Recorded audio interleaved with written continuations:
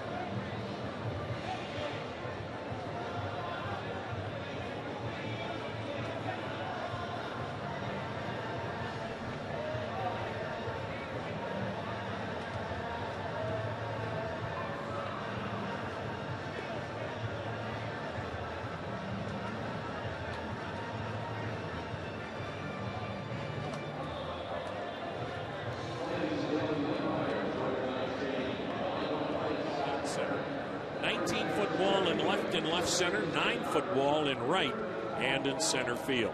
Jimenez, 28 years old, 6'5", 210. Fastball, curve, slider, change, and splitter. He comes in with a record of 7-7, earned run average 459, 16 starts, no complete games, going 6 innings per start. He averages 6 strikeouts, 5 walks per 9 innings. Right-handed hitting Desmond Jennings steps to the plate. The wind by Jimenez, and tonight's first pitch is a called strike over the outside corner, and we're underway at the corner of Carnegie and Ontario.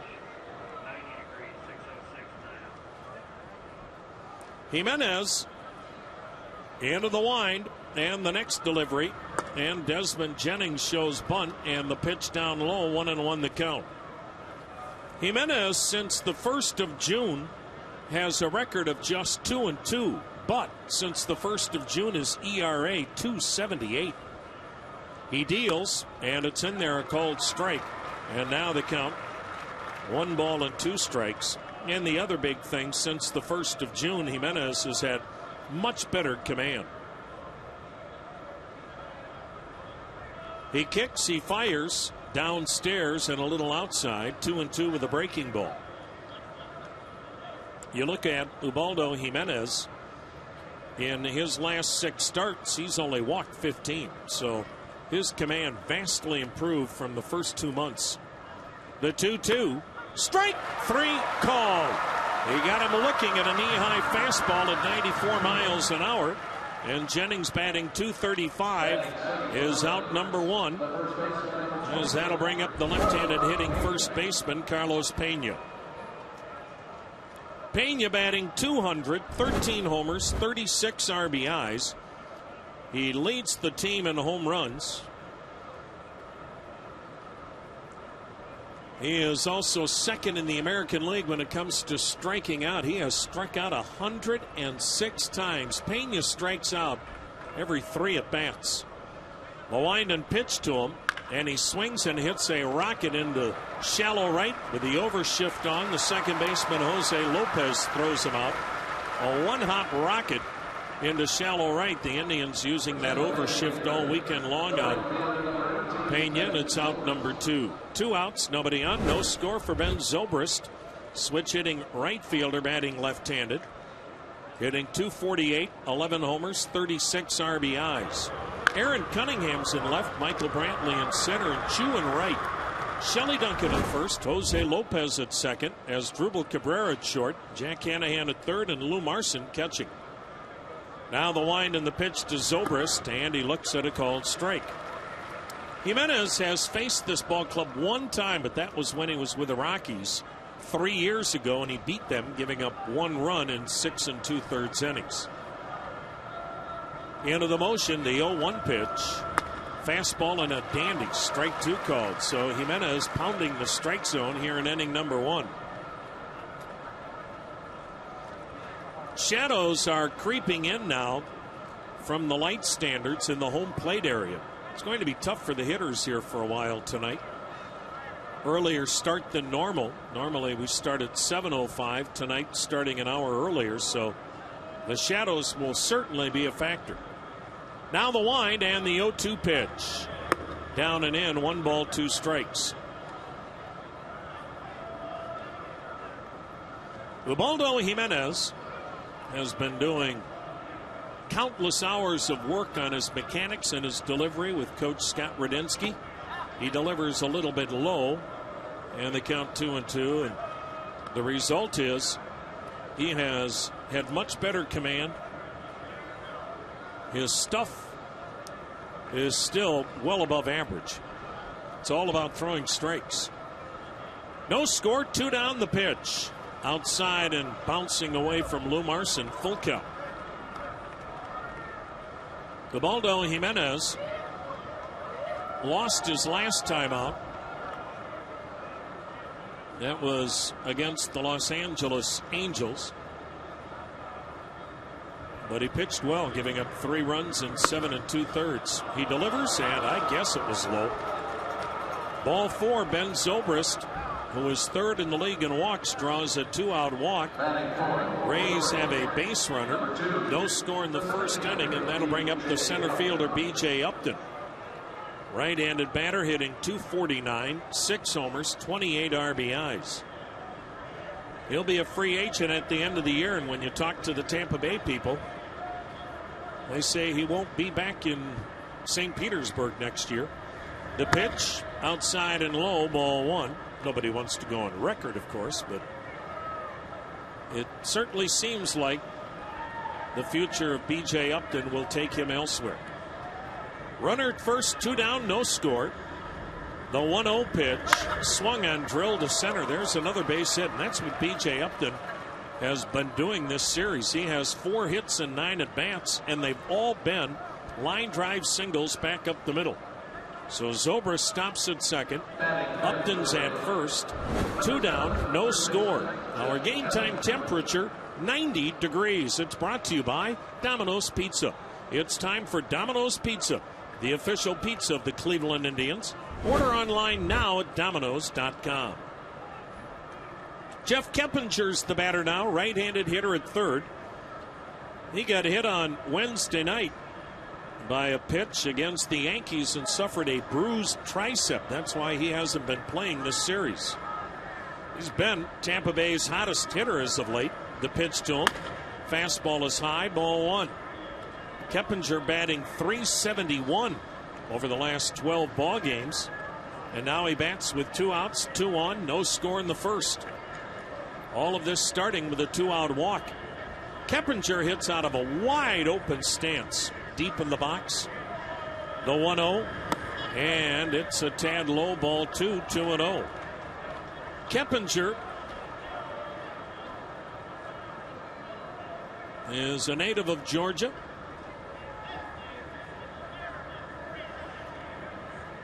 Played at the University of Georgia. He takes a strike in the count, 2-1. Helped take the Bulldogs to the College World Series. He got a home run in that World Series off Mark Pryor. 2 out, 2 on. No score, first inning. Keppinger awaiting the 2-1 delivery from Jimenez. Keppinger has played with Houston, Kansas City, the New York Mets, San Francisco, and now Tampa Bay. The 2-1 down in the dirt, 3-1. Looked like he tried to get him to chase a splitter, and right now Jimenez not able to throw that splitter for strikes, and that's a pitch that has been very good for Jimenez. But we haven't seen he and Lou Marson go to here in inning number 1 is the curveball. So Keppinger in a good hitter's count. Now the set and pitch. Fastball for a strike, painted the outside corner at 95 miles an hour. Full count, so traveling time for Zobrist at second and Upton at first. It's a challenging matchup for Ubaldo Jimenez. The Rays, a very patient team, more patient than even the Indians this season. Now the payoff pitch. Curveball and a beauty. First one he threw this inning, and he just locked up Keppinger. Strike 3 call. We go to the bottom of the first. Tampa Bay failing to score. The Indians coming to bat.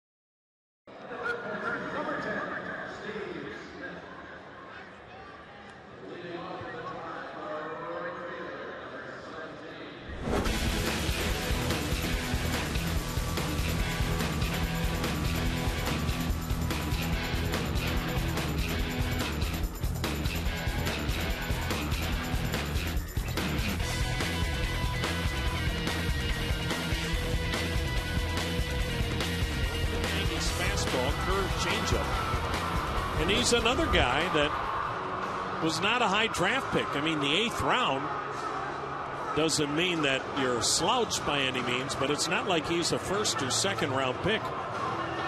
8th round pick by Tampa Bay 5 years ago. Mid-90s fastball. And this left-hander facing the Tribe for the first time. CHOO leads it off, the wind and the pitch to CHOO. And he looks at a first pitch fastball for strike 1. CHOO is batting .405 over the last 18 games. Moore works on the third base side of the pitching rubber. He kicks, he fires. CHOO swings and drives it to left, fairly well hit. Down the line is Jennings, and the ball is going to slice into the seats foul. 0-2 the count. Matt Moore, 5-5, ERA 4.17, 16 starts, no complete games, 6 innings per start. He averages 9 strikeouts, 4 walks per 9 innings. Now the record in ERA wouldn't knock your socks off, but since the 1st of June, he has been dynamite. Now the 0-2 pitch to CHOO. Swung on, popped him up. Left side of the infield. Keppinger, the third baseman, into foul ground, makes the catch.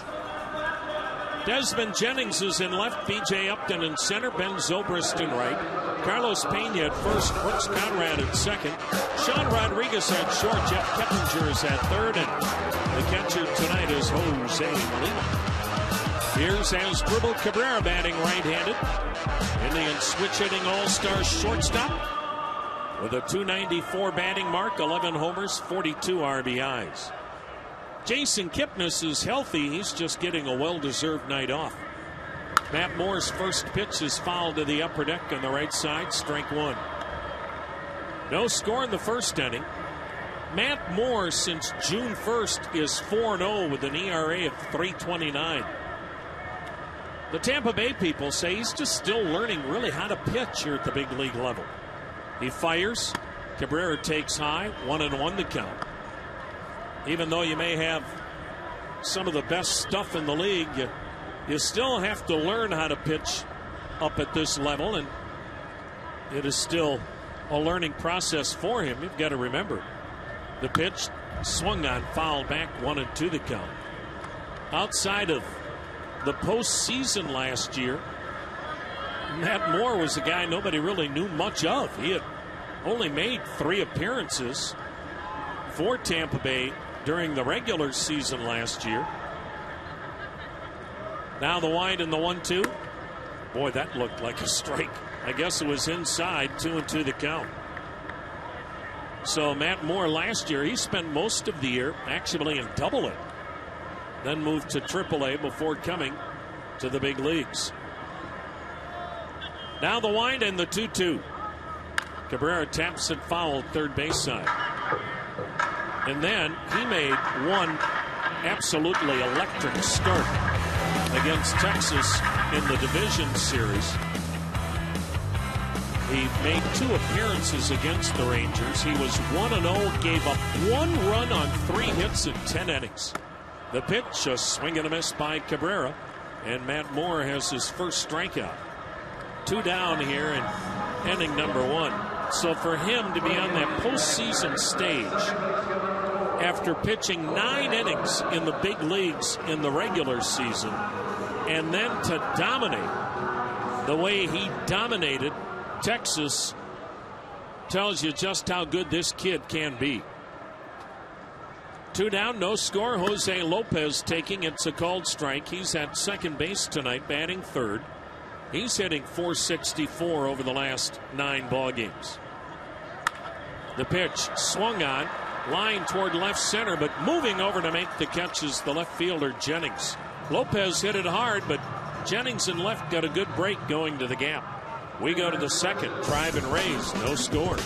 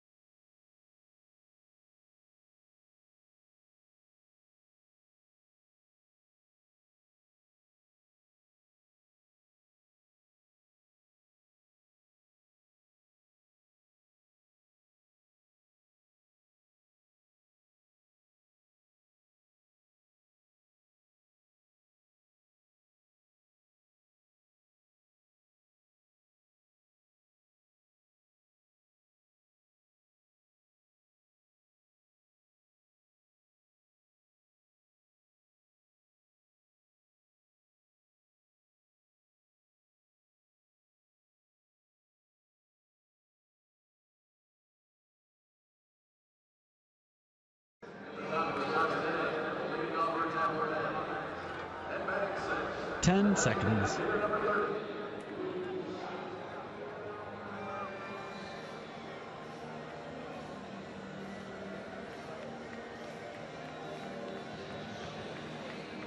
Number 2, Luke Scott, the DH tonight, hitting 6th, leads off for Tampa Bay. He broke an 0 for 41 skid with a 2-run home run last night. Scott still has just 1 hit in his last 44 at-bats. Indians go to the overshift, 3 on the right side of the infield. The line by Jimenez, and Scott takes a called strike. He nicked the outside corner with it. Scott doesn't think so. Luke Scott is batting $194, 10 home runs, 38 RBIs. He leads the club in RBIs despite hitting 194. Jimenez into the motion, the pitch. And it's downstairs in the count of 1-1. The next Sugardale Dollar Dog Night, Thursday, July 26th, when the Indians take on Detroit. Get your tickets now at Indians.com. Jimenez firing, Scott swinging, sending it high in the air, shallow left. Long run for Cunningham, dives, he's not close to it. Base hit. Boy, that ball was up in the air forever. The Indians with that overshift, they didn't have any infielders that could get out there, and Cunningham dove, but he was still 4 feet away from the ball when he dove. So Luke Scott gets a bloop single to left. That'll bring up the catcher, Jose Molina. Right-handed hitter, batting $120 since June 1st. He is a double play machine, I should say, if he hits the ball on the ground, because he's never going to beat anything out. The Molina brothers, tremendous catchers, and they're all very slow-footed. He shows bunt, takes a called strike. What a family of catchers. Jose, Yadier, and all of them, along with Benji, all 3 brothers have all won the World Series twice. Have been on teams that have won it 2 different times. The pitch, runner goes, pitch swung on, tapped foul. Joe Madden playing a little hit and run. And the count 0-2 on Molina. Jose Molina won the World Series when he was with the Angels in 2002 and with the Yankees in 2009. Benji was with Jose when they won it in Anaheim. And then in 2010 with the Giants. Yadier won it both times with the Cardinals. Breaking ball is outside, 1-2 the count. The Molinas hail from Puerto Rico. The country's produced a few good catchers down through the years. Pudge Rodriguez should be going to the Hall of Fame someday, you would think, anyway. Now the set by Jimenez and the 1-2 pitch. Outside, 2-2. Teams will run on Ubaldo Jimenez. He's allowed 13 stolen bases this year, and only 3 runners have been caught. And this Tampa Bay club leads the American League in steals, so you know Joe Madden is going to push the envelope tonight and really try to get aggressive on the bases with Jimenez on the hill. And Lou Marson behind the plate has not thrown runners out this year like we normally see. The pitch swung on, bounced towards second. Cabrera gloves it. He'll step on second, throw to first, and Molina's out by 30 feet. A 6-3 double play. So, just like that, double play number 7 induced by Jimenez this year. That's about as easy as it gets. 2 down, nobody on, no score in the second, and here's the switch hitting second baseman Brooks Conrad, hitting .211 with a homer and 7 RBI since being claimed off the waiver wire in June from Milwaukee. Jimenez rocks and fires, and the pitch down low, ball 1. Used biodegradable, non-toxic Simple Green to keep your gear clean. Simple Green cleans at the speed of light. The right-hander's pitch. Swung on, fouled straight back, and the count evens up at 1-1.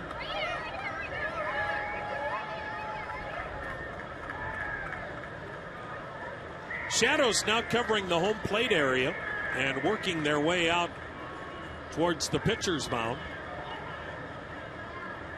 Jimenez dealing. And a little bit low. 2 balls and a strike.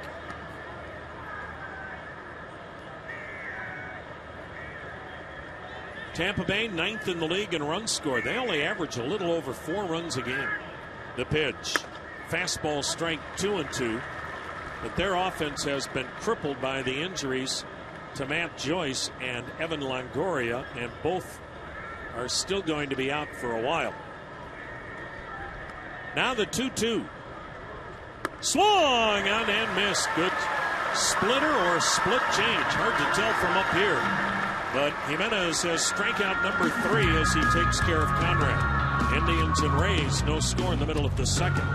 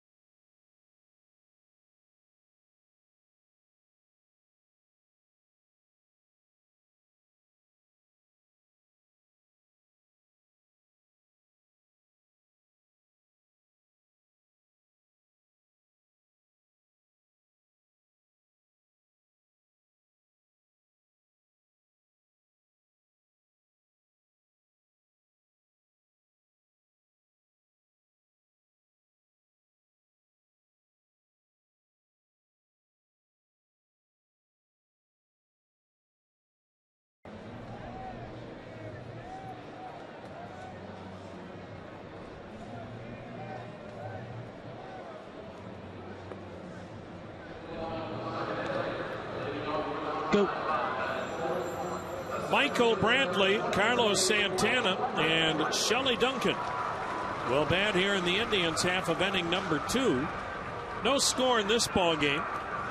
Left-hander Matt Moore.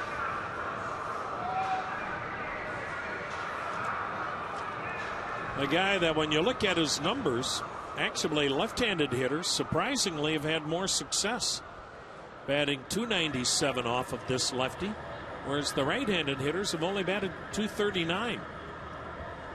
He winds it up. The pitch to Brantley. It's low, ball 1. Most of the Indians lefties given the night off. Damon, Kipnis, Hafner, Kochman. The 1-0 pitch. Brantley takes a strike over the outside edge. 1-1 the count. That was 96 miles an hour. Brantley hitting .283, 3 homers, 41 RBIs. He's having a terrific year. The pitch. Swung on, hit pretty well to the gap in right center field. On the run is Zobrist. It's over his head. It'll short hop the wall. On his way to second base with a double is Michael Brantley. There's a light breeze blowing in tonight from right and right center, and Brantley hit it up the alley in right center field, and who knows, maybe that light breeze kept it in the ballpark. He hit it well, and he has his 23rd double of the year, and the Indians get the leadoff man aboard here to start the second inning. And there's a left-handed hitter with a hit off the lefty. Now Michael Brantley with fairly even splits left to right, but he turned around a 96-mile-an-hour fastball for Moore. Carlos Santana, switch hitter tonight at first. He'll bat right-handed. The pitch. Santana takes a called strike. He's batting .152 over the last 27 games.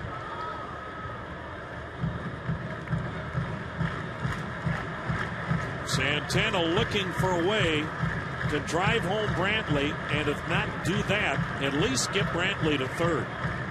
No score, second inning. The set and the pitch. Swung on a chopper to short. Well, he didn't do either. The throw over to first by Rodriguez in time, and a bat at bat again for Santana. Brantley stays at second, and Santana is out number one. Here's Shelley Duncan. He's DHing tonight. He's batting .364 over the last 7 ball games.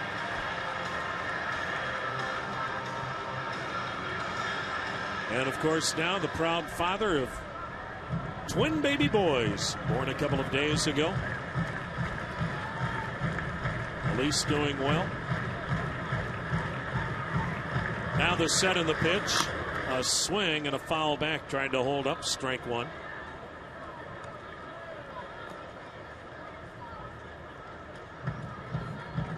Brantley with a leadoff double at second, now 1 down.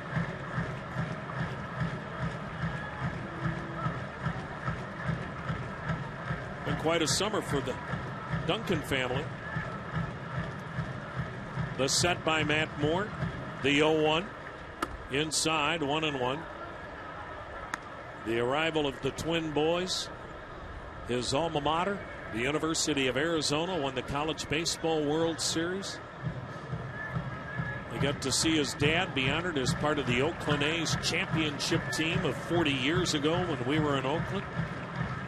Now the 1-1. A little bit low. He didn't chase it. 2 balls and a strike. Manny Acta was saying what makes Matt Moore so tough, his fastball is obviously explosive. He said he throws his changeup harder than some of the Tampa Bay pitchers throw their fastball. He's got a mid to upper 80s changeup. The pitch swung on and missed. That might have been it right there. And the count 2-2. Well, you talk about some riches from the left side. Here's a hard-throwing lefty, and Matt Moore backing up David Price, another lefty who throws even harder. Some kind of pitching depth for this organization. Their problem now is they don't have many position player prospects. The 2-2 swung on, fouled back. That was a tough pitch to fight off as Moore elevated a 95-mile-an-hour fastball. Still 2-2.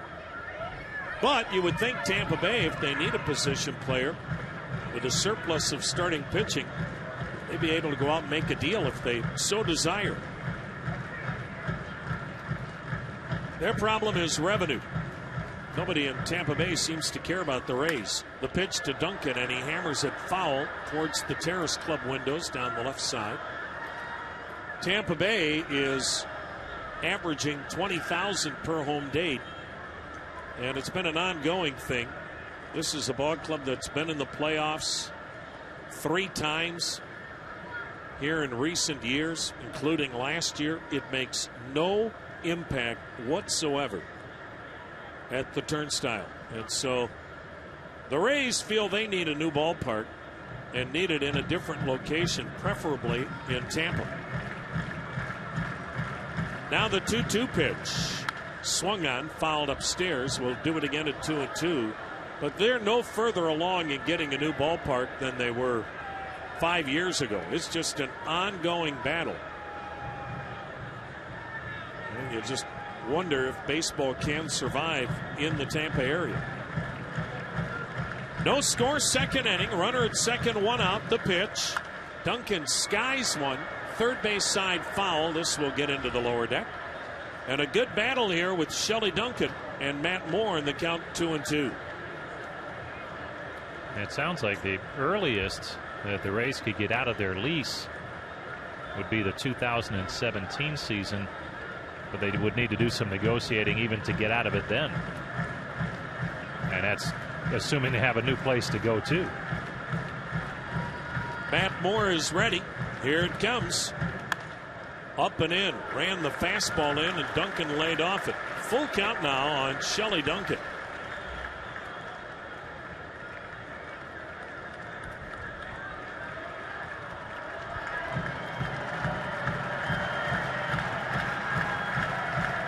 Matt Moore takes a little extra time. Now he's ready. Here it comes.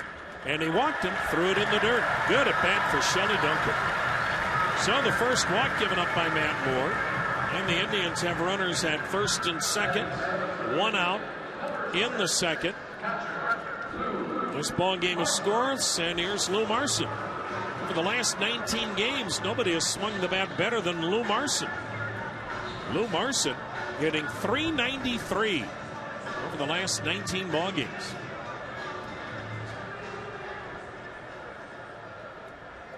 That was a 10-pitch at bat for Shelley Duncan, resulting in a walk. Let's see if Lou Marson can continue to do damage. The pitch just a bit low, evidently. Molina held the pose but didn't get the call. Ball one. No score. Tribe with runners at first and second. One out in the second inning. Matt Moore, the left-hander. Checks second, comes to the plate. Marson takes downstairs. Ball two, 2-0.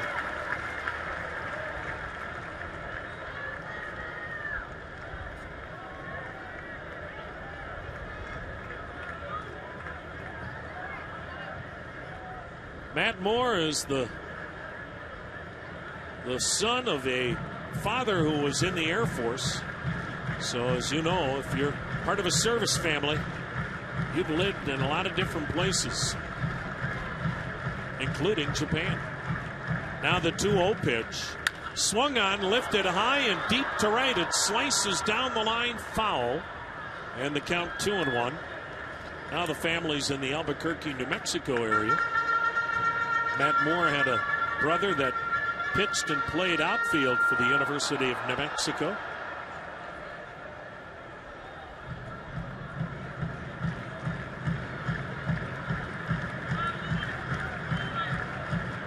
Two and one, the count on the Indians catcher, Lou Marson.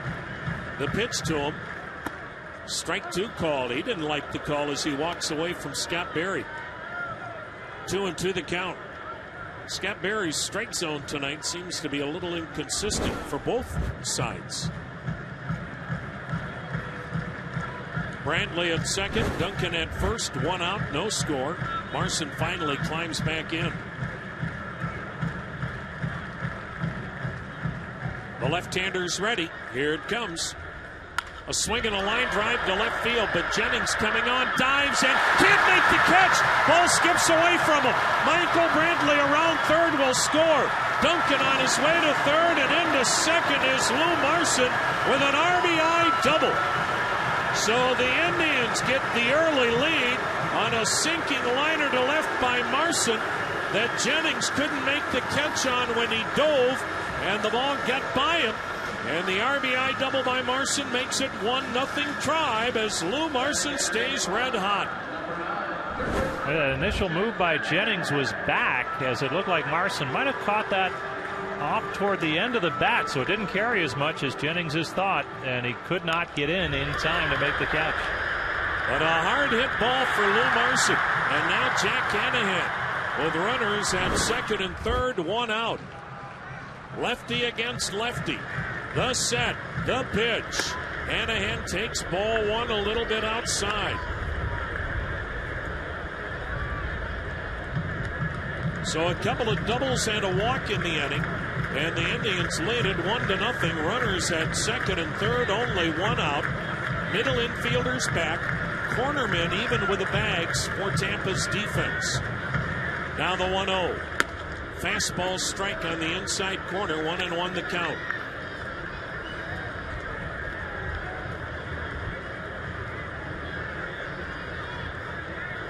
Jack Hanahan has had a tough year against lefties, total opposite of a year ago. This year Hanahan batting .163 against lefties. He takes way outside, ball two, 2-1.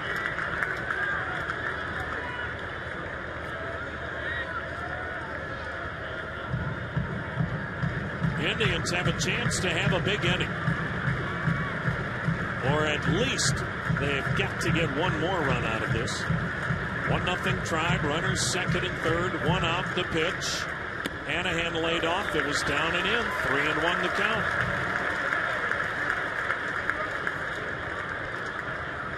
Jack Hanahan overall batting .247, 3 homers, 19 RBIs. Outfield shading Hanahan just a bit toward left. The right fielder Zobrist is way off the line in the alley. Hanahan never pull one down the right field line. He could run all day. The pitch, he chops a bouncer to short. Charging, Rodriguez gloves, throws on Hanahan. Scoring is Duncan. Lou Marson advancing to third. So Jack Hanahan gets the job done. He got a run home with a broken bat chopper to short. His 20th RBI. It's 2-0 Tribe. Now 2 down, a runner at third for Aaron Cunningham. It sounds simple, just putting the ball in play, but when you consider Matt Moore has that high strikeout rate, good work by Hanahan to deliver the run. Cunningham batting $188 with a homer, 5 ribbies. The wind and the pitch, and a fastball is up and in, ball 1. So the Indians got a double from Brantley, a walk by Duncan, RBI double by Marson, RBI ground out by Hanahan. 2-0 Tribe in the second, the 1-0 pitch. Swung on and missed. That was a changeup at 86 miles an hour. 1-1 the count.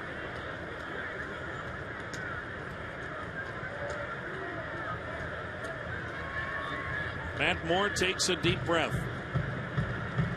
He works into the motion, and the 1-1.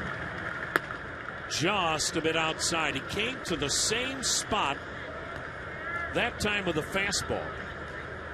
He went there with a changeup at 86, came back to the outside edge with a 95-mile-an-hour heater. He really works both sides of the plate well. The 2-1. A swing and a miss fastball, and he threw it right by Cunningham. 2-2 the count.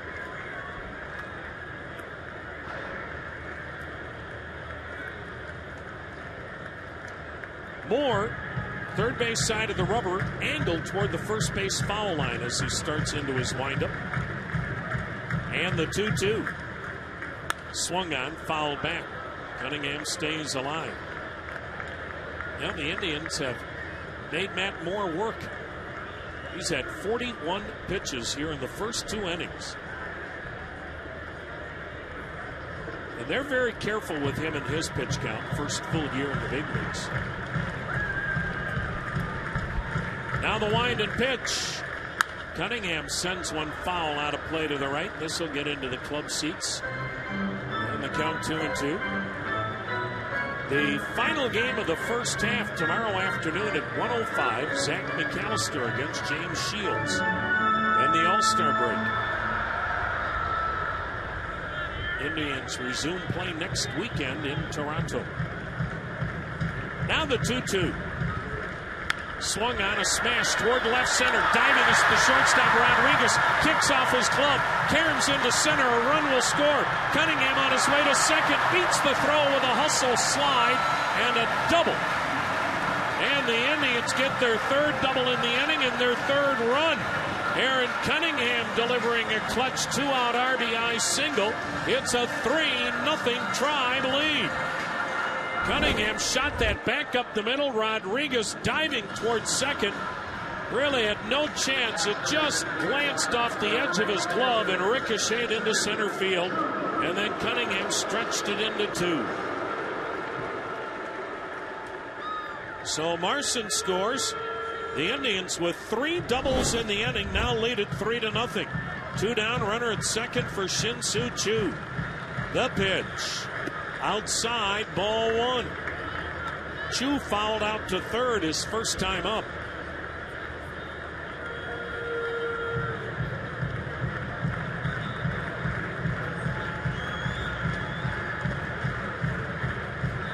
Moore comes set, fires, and it's a called strike. He doesn't agree. CHOO has words for Scott Berry. Scott Berry's having a lot of discussions tonight with hitters. 1-1 the count.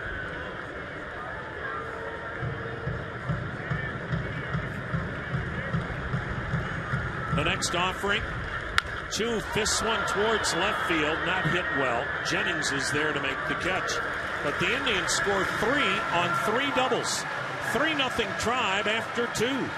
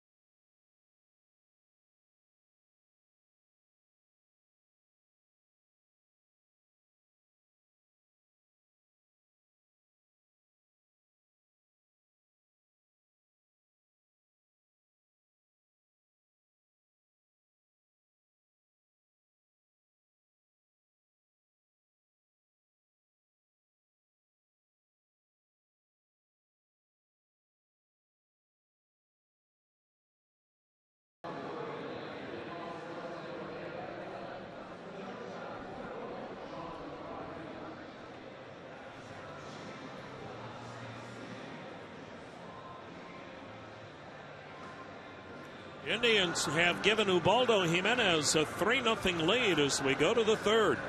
Sean Rodriguez, the number 9 hitter, leads it off. Right-handed hitting shortstop.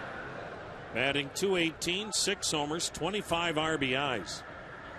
Jimenez, the wind and the pitch, and it's low, ball 1. You look at this Tampa Bay lineup. They have 2 hitters batting in the 190s. The next offering, swung on, popped foul into the third base seats. 1-1 the count. And they have 3 other hitters batting below .218. So 5 hitters in a lineup that are batting .218 or lower. That pitch in the dirt, Rodriguez tried to check his swing, but he went around, may have even ticked that ball. 1-2 the count.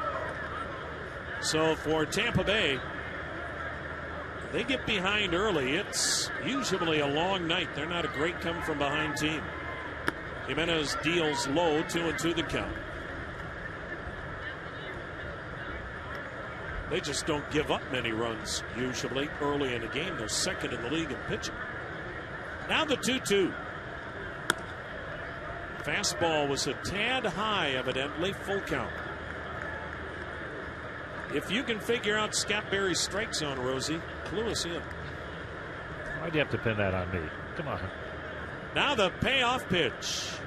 Swung on, banged on the ground to third. Hanahan gobbles it up, throws over, 1 down. That right now is a tough spot to play on the infield. First base, Carlos Santana looking directly into the sun when he gets a throw from the left side of the infield. Top of the order, and Desmond Jennings struck out looking his first time up.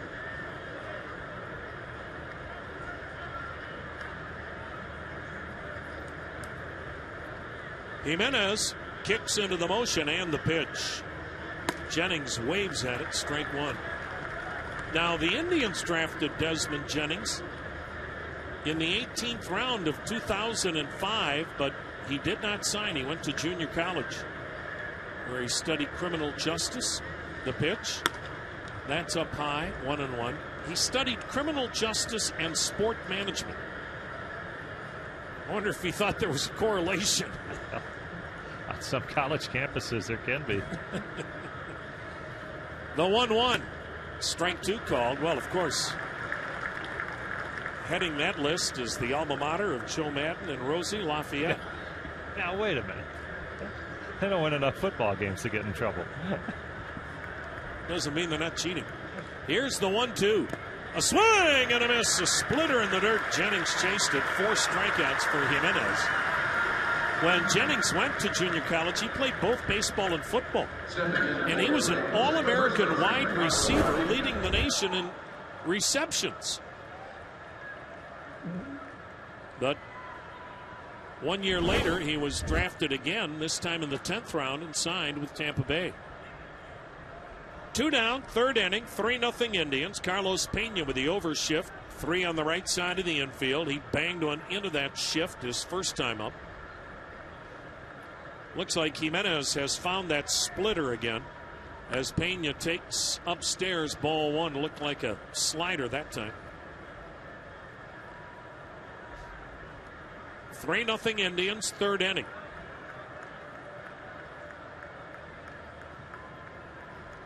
Jimenez, the wind and the pitch. Swung on, skied to left. Routine play for Cunningham, and a good inning for Jimenez. And boy, is he keeping the pitch count down as well. We go to the bottom of the third, the Indians with a 3-0 lead.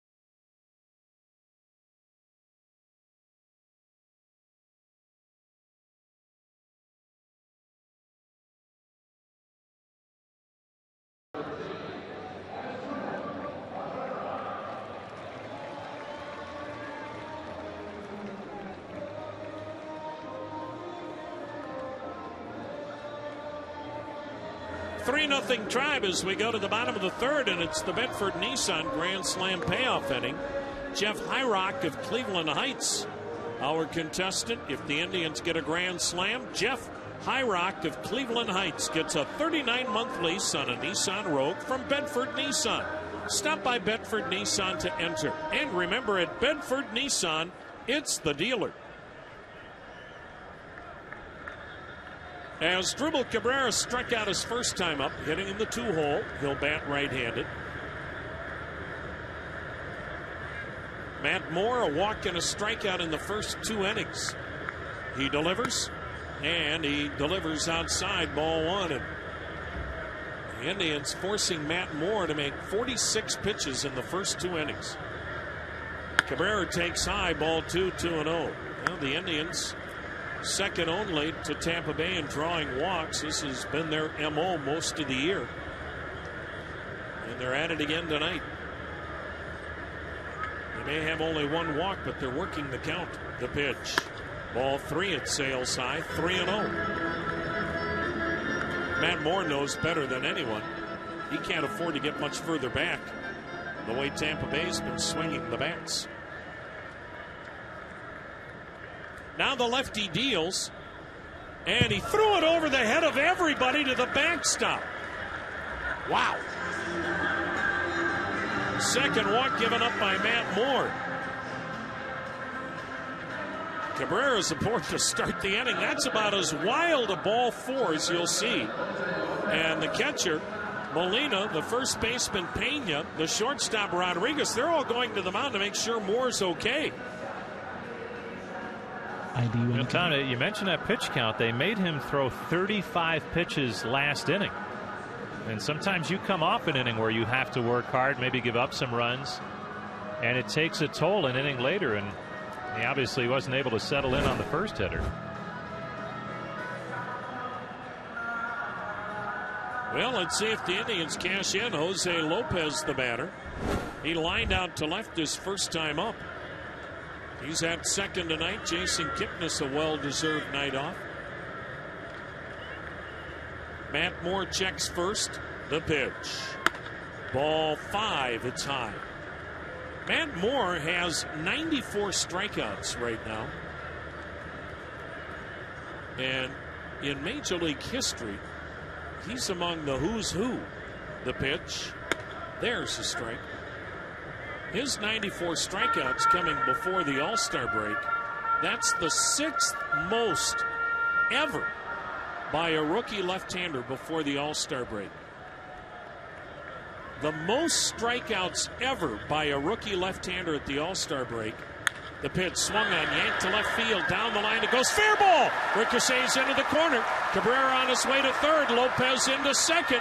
And the Indians are threatening again. Jose Lopez blistered one down the left field line for his 13th double. And the Indians have hit 4 doubles in the last 2 innings. And have runners at second and third. Nobody out here in the third. Leading it 3-0, and they've got a chance to blow this baby wide open. But getting back to left-handers and strikeouts, the most strikeouts by a rookie left-hander in the history of Major League Baseball at the All-Star break, 139 by the late, great Herb Score, his rookie year in 1955. And nobody's come close since. The pitch. Swung on a chopper, slowly hit to short. Rodriguez charges, clubs, he'll throw to first. His only play. That enables Cabrera to score. Lopez goes to third. And Michael Brantley with a slow chopper to short. Drives in his 42nd run and also gets another run to third. And now only 1 out, 4-0 Indians. So the Indians' situational hitting tonight, superb. Carlos Santana, the batter, grounded out to short his first time up.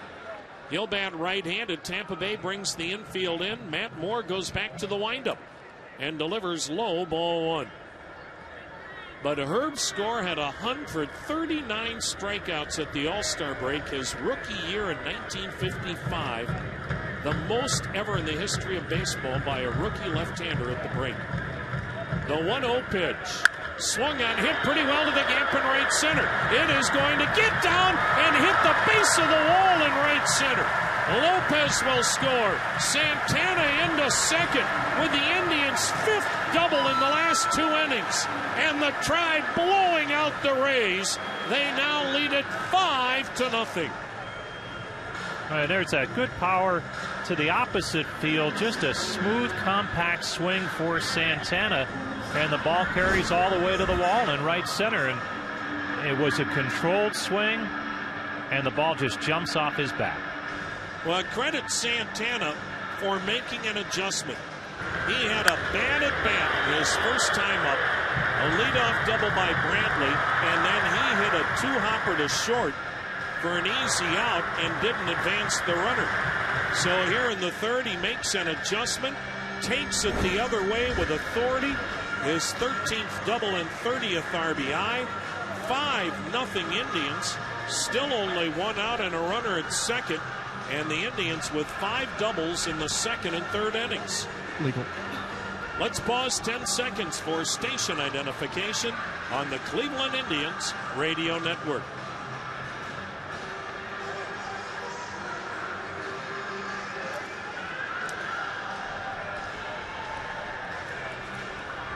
Go.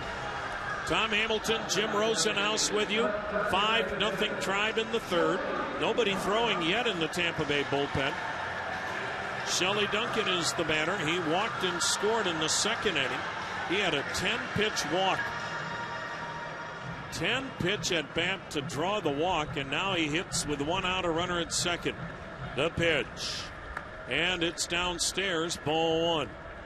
Well, there's no question this kid has dynamite stuff, but tonight the Indians are knocking him all over Progressive Field. The set in the 1-0. Fastball is low, ball 2, 2-0.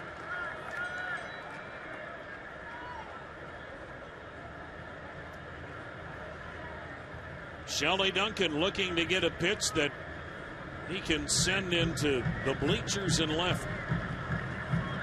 The pitch. He swings and he tried to do it. Lifts one into medium deep left center. The center fielder B.J. Upton puts it away. Duncan is out number 2. Santana stays at second. Indians stay on top 5-0. And catcher Lou Marson lined a RBI double to left, his first time up. Remember, Matt Moore is unbeaten since June came around. He hasn't lost a game since May 28th.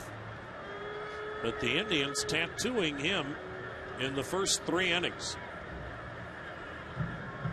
The left-hander deals, and a check swing strike called on a fastball. Still 95 miles an hour.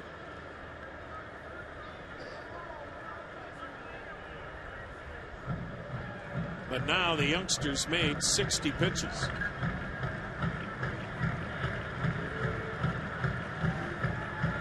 He sets, he fires. Down and in, 1-1 the count.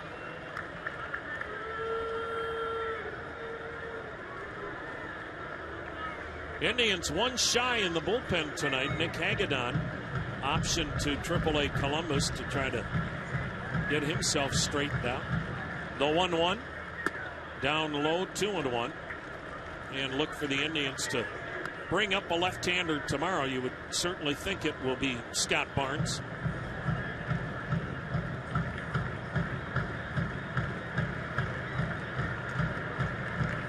Nothing Tribe, 3rd inning, 2 down. Santana at second.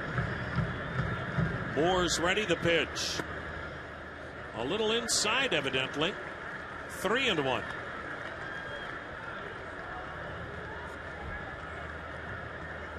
Matt Moore last year threw a no-hitter in Double-A. What a rise. Double-A, Triple-A. 9 innings with the Rays, and then starts game 1 in the playoffs against Texas and just blows them away. Now the pitch. Marson takes it's low again, ball 4. Boy, you can tell Matt Moore is frustrated. He comes partway to home plate to get the ball from Molina, and Body language is a dead giveaway right now for Matt Moore as he's walked 3 to this inning. He gave up 3 runs in the second, 2 here in the third. 5-0 Tribe. First and second occupied. 2 down for Jack Hanahan. A ground out RBI his first time up. Moore comes set and fires. Hanahan with a drive to center. Upton going back. Still drifting back. He'll put it away. And the Indians are done in the third. But they do more damage. 5-0 Indians. 3 in the books.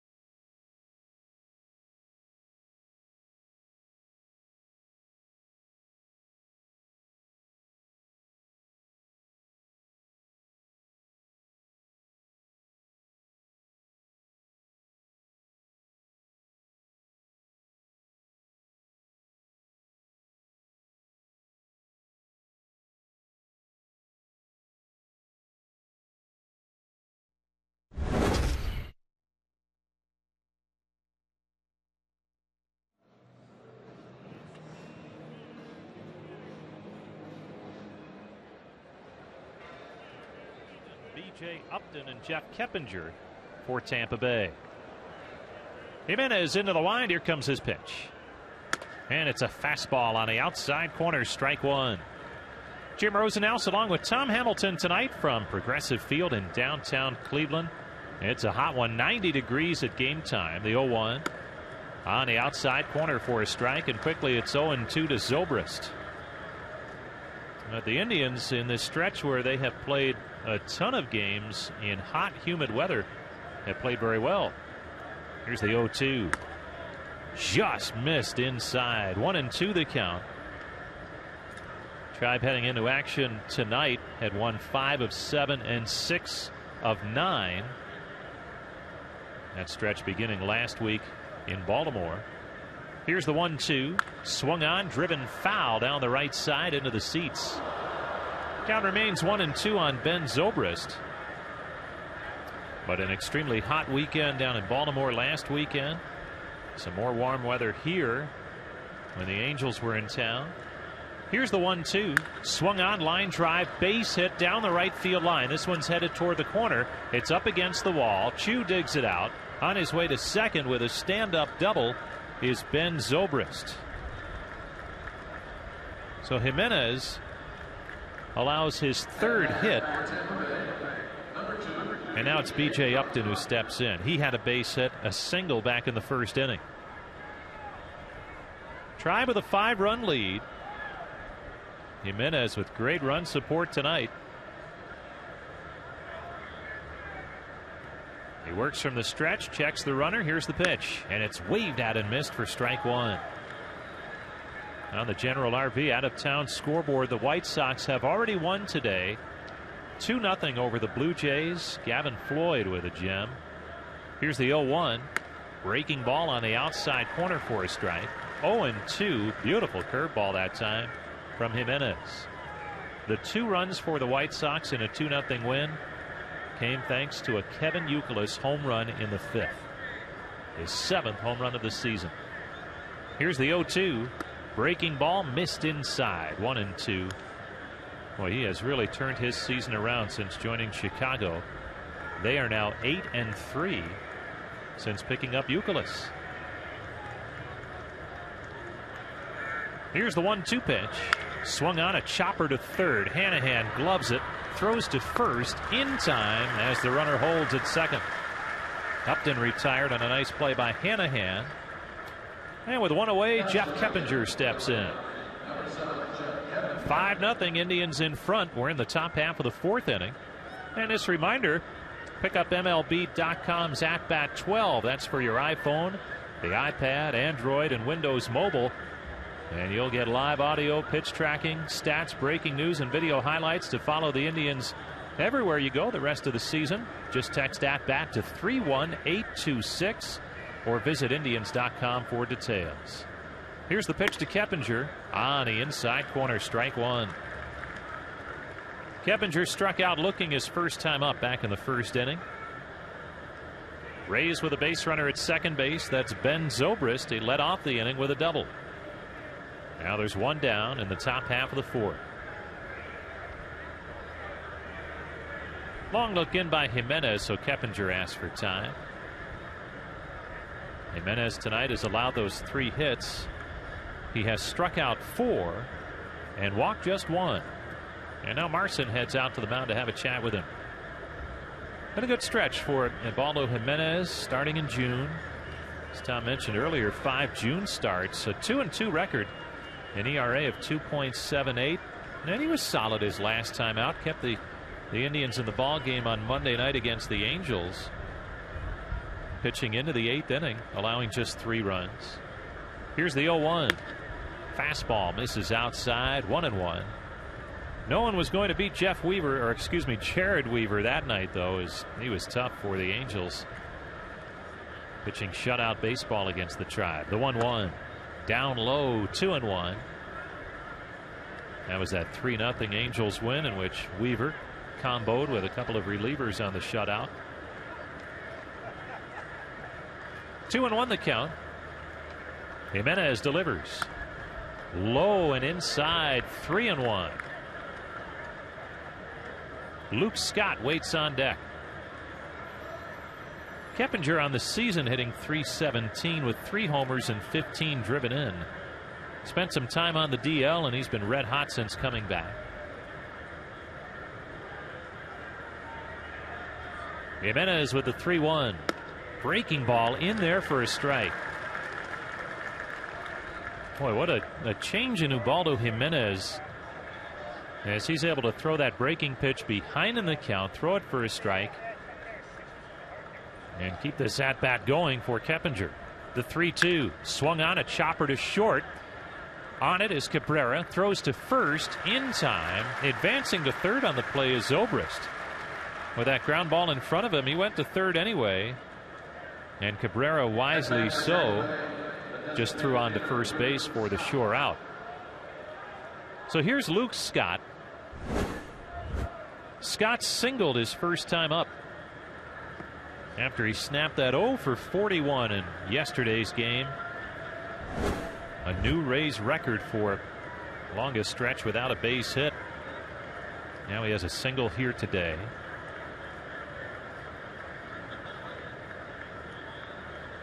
Jimenez from the stretch delivers. Breaking ball on the outside corner, strike 1.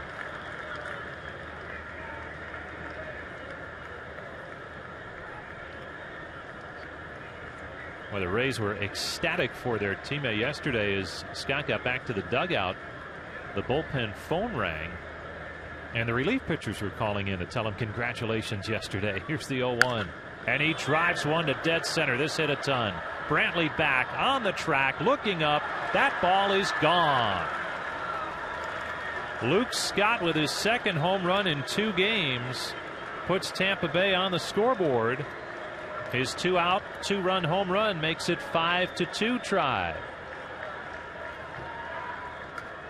And that's a continuation of some solid hitting by Scott against the Indians during his career.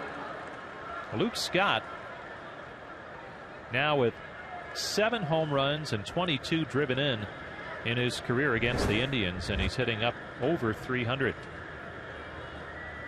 Here's Jose Molina, bounced into a double play first time, and he checks his swing, fouls it off at home plate for strike 1.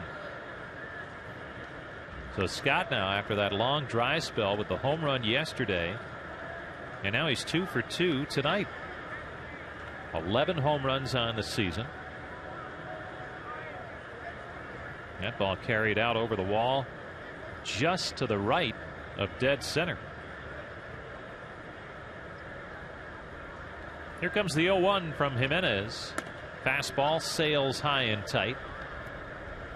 1-1 the count on Molina. Jose Molina seeing a lot of playing time, maybe more than he had expected. Here's the 1-1. Breaking ball low and outside. Count moves to 2-1 on Molina. This is his 55th game this season. He has equaled last year's total. The 2-1. Fastball in there for a strike. 2-2. Jose Lobaton, the other catcher, was on the DL for a while, so Molina saw more playing time there. But he's going to eclipse some numbers that he has not seen in a while. Here's the pitch to him. Low and outside for ball 3. 55 games last year, 57 in 2010, and 52 in 09. He's on a pace for much more than that. The 3-2 swung on, driven to center. Brantley circling over to left center. He's under it, makes the catch, and the side is retired. But the Rays score 2 on the home run by Scott. And as we head to the bottom half of the 4th inning, it's the Tribe 5, Tampa Bay 2.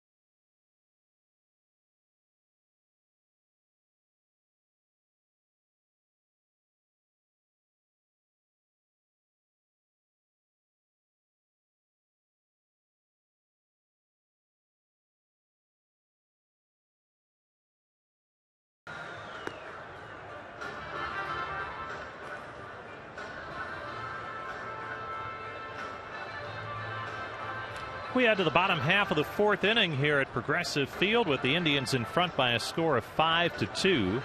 And Aaron Cunningham will lead things off for the Indians. Cunningham doubled off the glove of the shortstop his first time up. It drove in a run. He was hustling all the way as the ball trickled out to center field, and he got a double for his efforts. Here's the pitch to him. And it's up high for ball 1. Matt Moore on the hill for Tampa Bay has allowed 5 runs on 5 hits. 4 of the 5 hits doubles. And Cunningham pops one up foul. It comes straight back and out of play. Aaron Cunningham came in batting 188. Things starting to pick up a little bit for him at the plate. Seen more playing time here in the recent week to 10 days. The pitch to him. Fastball up high. 2-1 the count on Cunningham. And when we see more frequent playing time, more starts. Because he's just about an everyday player. If the Indians are leading, he'll come on defensively most nights. The 2-1. Swing and a miss. 2-2 the count on Cunningham. Aaron Cunningham has appeared in 63 games now, but only 86 at-bats, which gives you a good idea that he hasn't started many. The 2-2. Low and inside. 3-2 the count on Aaron Cunningham. Tribe up 5-2, bottom half of the 4th inning. Top of the order next, SHIN-SOO, CHOO, and then Asdrubal Cabrera to get it started against Moore. He was really labored so far tonight.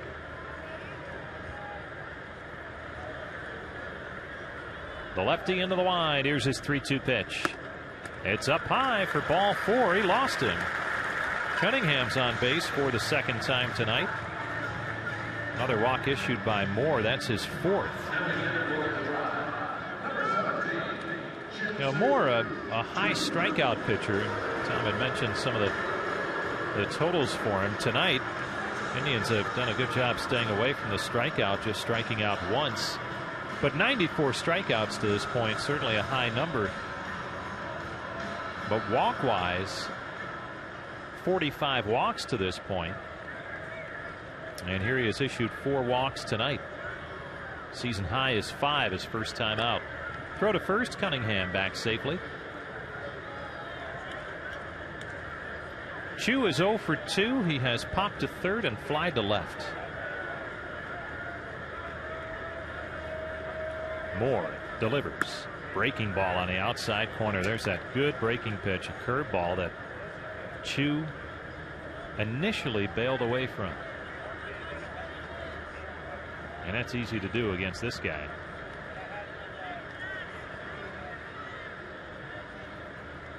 Throw to first, back safely is Cunningham.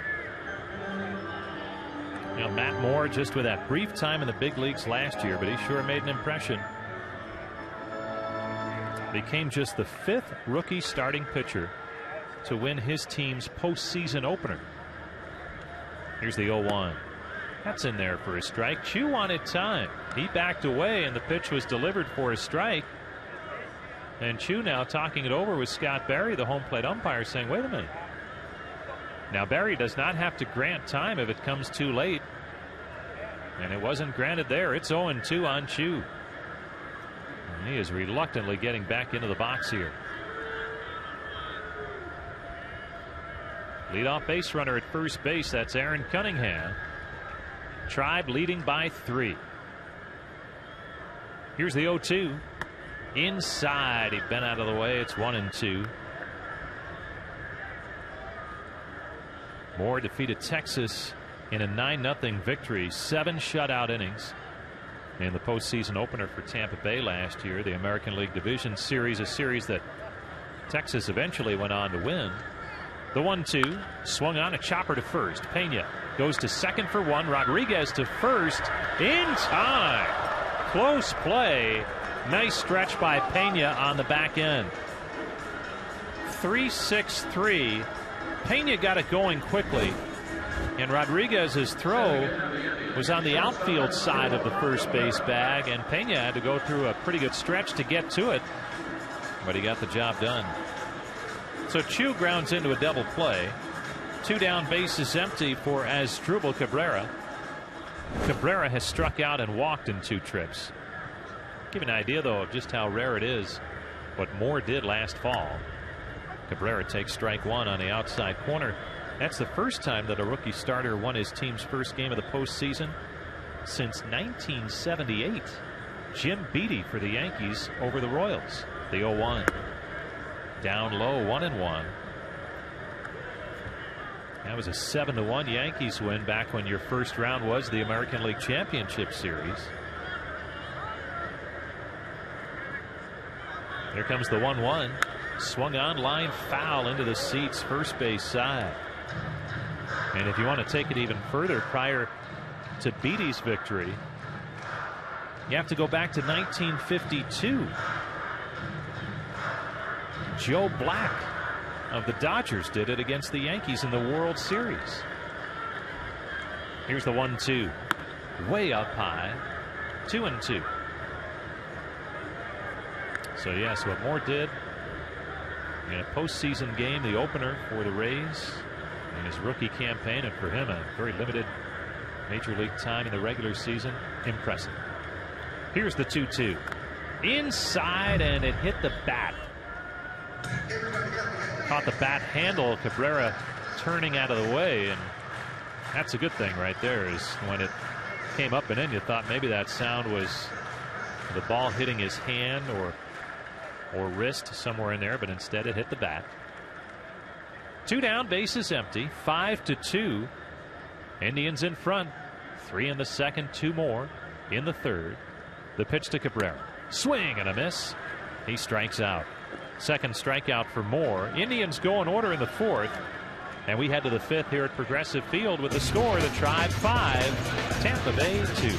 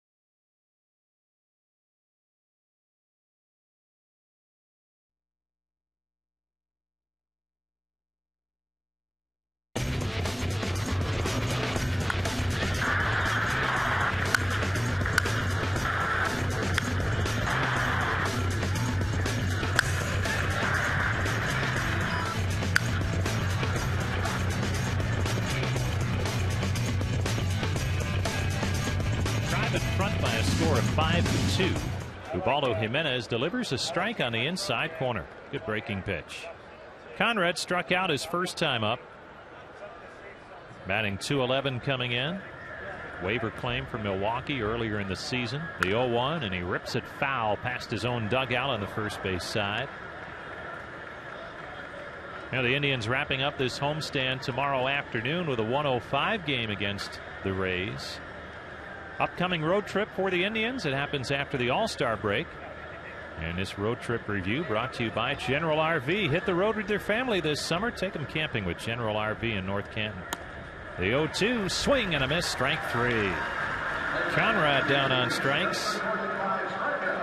For Ubaldo Jimenez, that's strikeout number 5.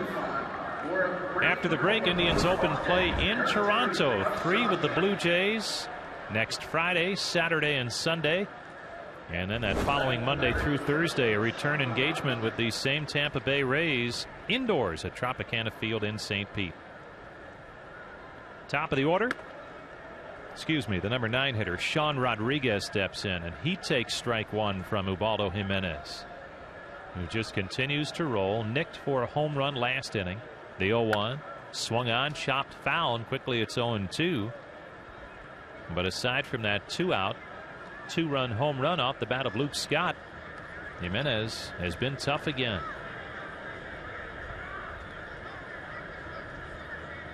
Rodriguez, that ground out to third back in the third inning. Here's the pitch to him. Swung on, line drive, base hit into right field for Sean Rodriguez. Pitch that was up that time, and he slapped it to the opposite field. So it's a one-out base runner for Tampa Bay. And it brings up Desmond Jennings. Bring your whole family out to Progressive Field and save with a KeyBank Grand Slam 4-pack. You get the tickets, hot dogs, Pepsi products. Outfit your family with 4 caps and park right next to the ballpark.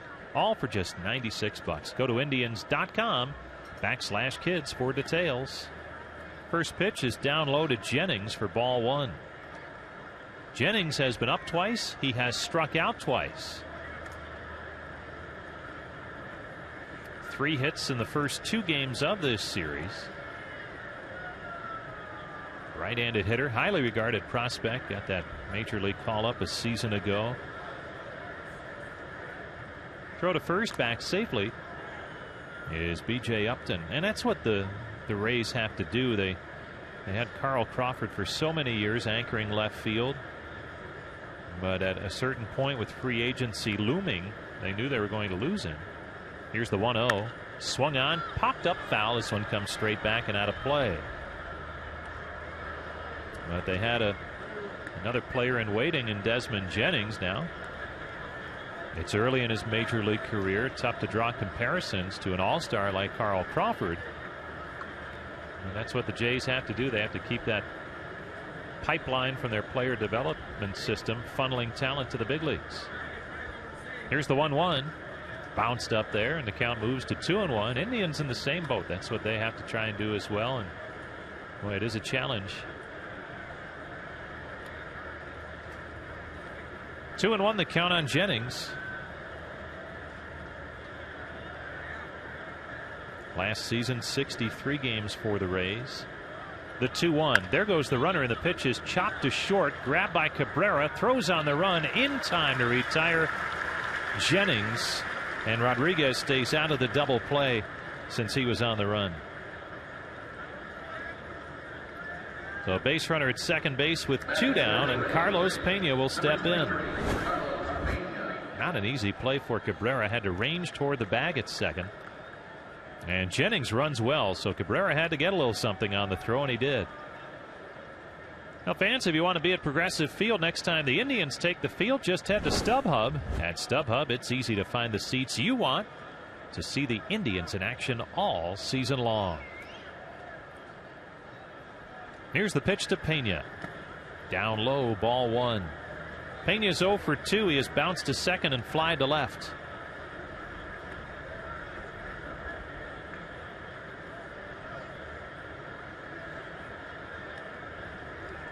Not only leading his team with 13 home runs, but second in the American League in walks with 55 heading into play. 1-0 the count on him.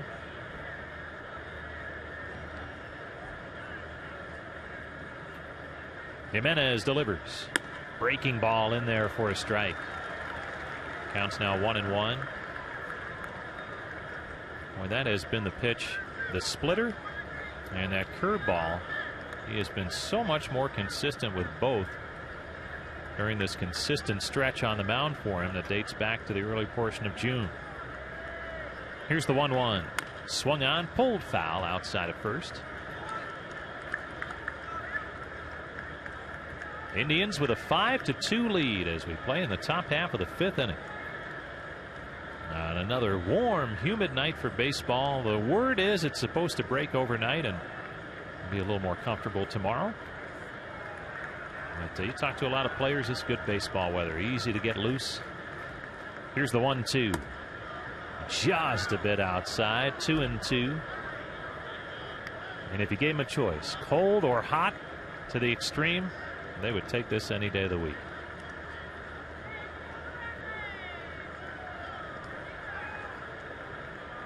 Two outs, runner at second base. That's Sean Rodriguez. Pena with a 2-2 count, and he asked for time as Jimenez took too much.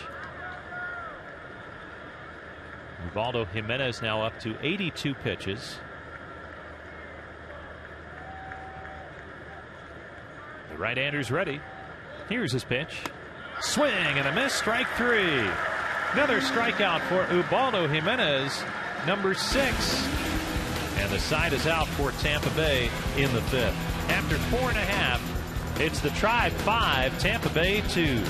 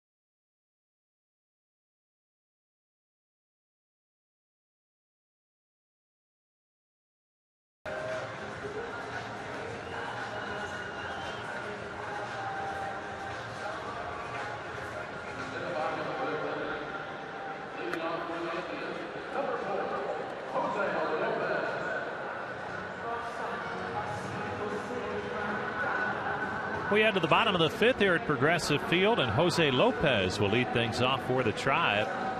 Indians in front by a score of 5-2. 3 in the 2nd, 2 more in the 3rd, offsetting a 2-run home run from Luke Scott in the 4th for Tampa Bay.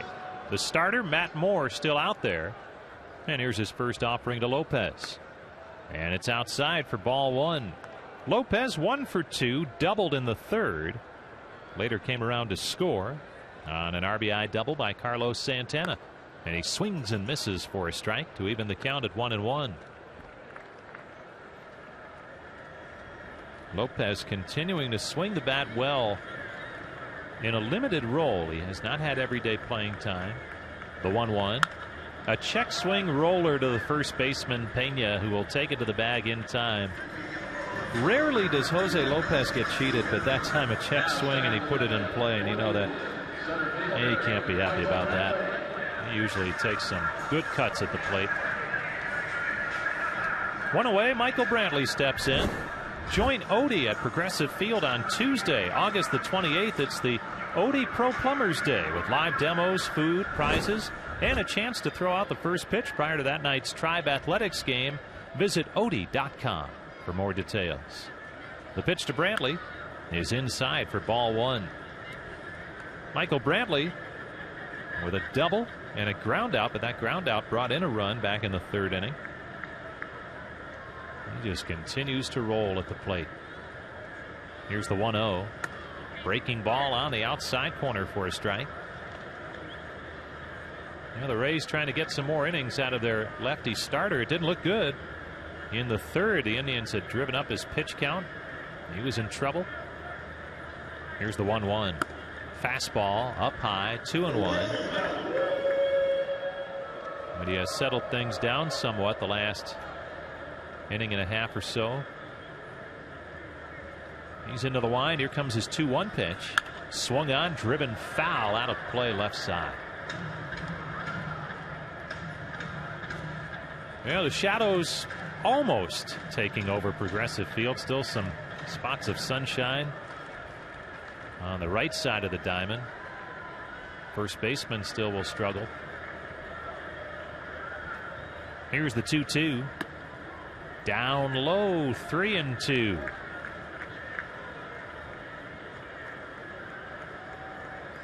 Another full count for an Indians hitter.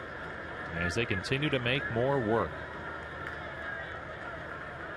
Now the payoff pitch. Swing and a miss, strike 3. Third strikeout for Moore. 2 down in the inning. And it brings up Carlos Santana. Santana with an RBI double his last time up. He's 1 for 2. Indians baseball brought to you in part by Simple Green. Use biodegradable, non-toxic Simple Green to keep your gear clean. Simple Green cleans at the speed of light. 5-2, Tribe in front. Santana takes a breaking ball on the outside corner for a strike. With that double, Santana with the average at 222. Here's the 0-1. Waved at and missed. Quickly 0-2 on Santana. Trying to battle his way through a tough stretch here prior to the All-Star break.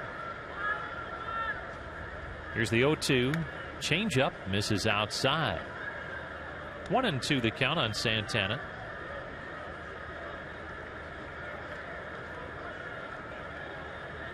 Now Moore into the windup. Here's his 1-2 pitch. Bounced up there. 2-2 the count.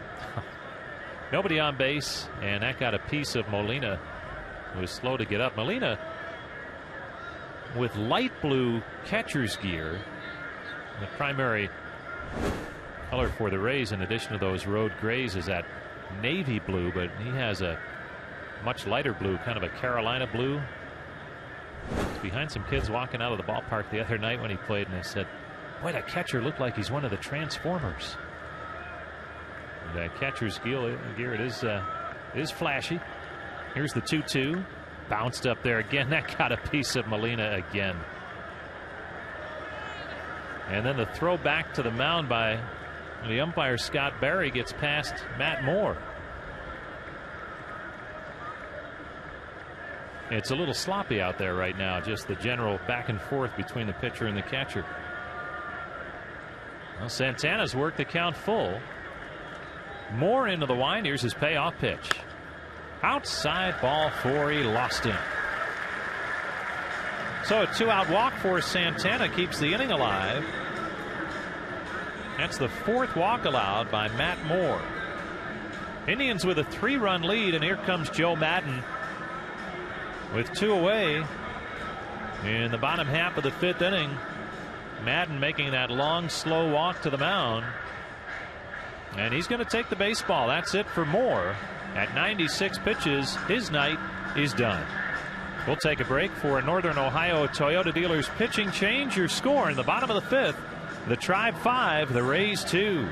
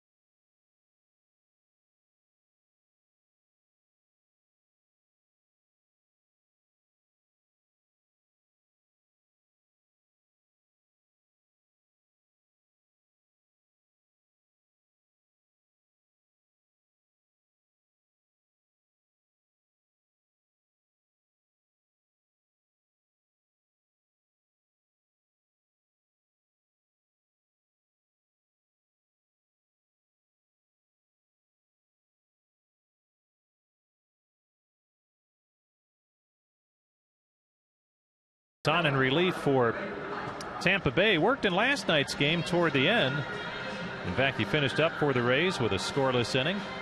on the season. Badenhop, in his first season with the Rays, is 1-2 with an ERA of 3.60. This is 39th appearance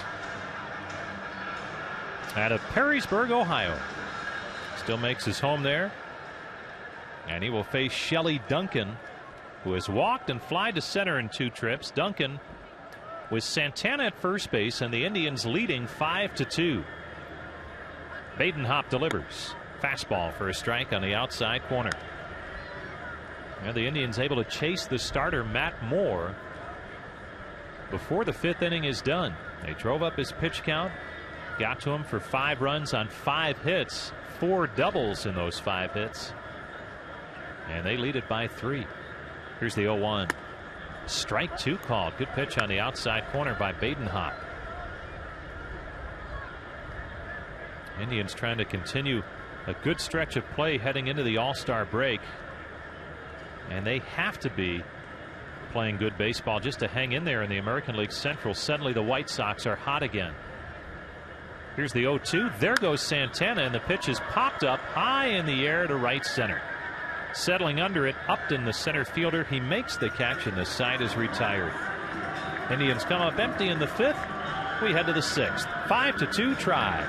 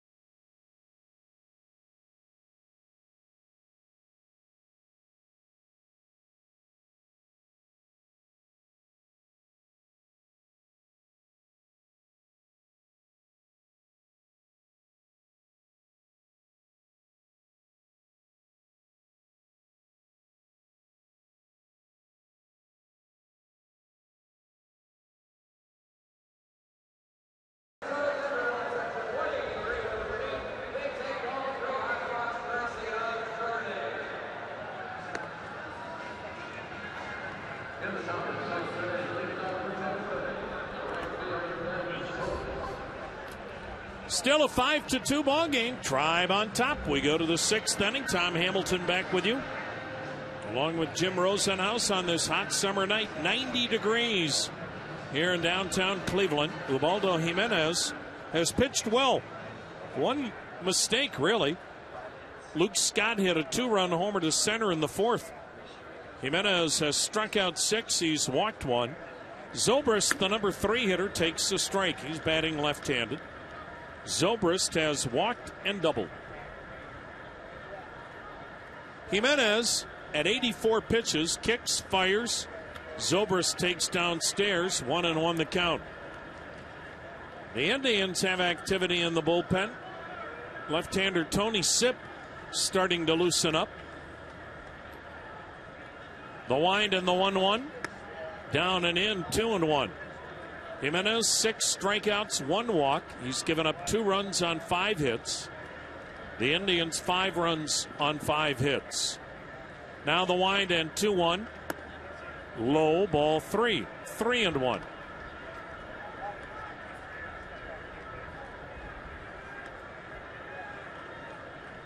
Zobrist is 3rd in the league in walks. His teammate Carlos Pena is 2nd. The 3-1 is a swing and a miss. Full count. Get you updated on the scores this inning, brought to you by General RV of North Canton. It's the nation's largest family-owned RV dealer. The payoff, fouled out of play, will do it again at 3-2.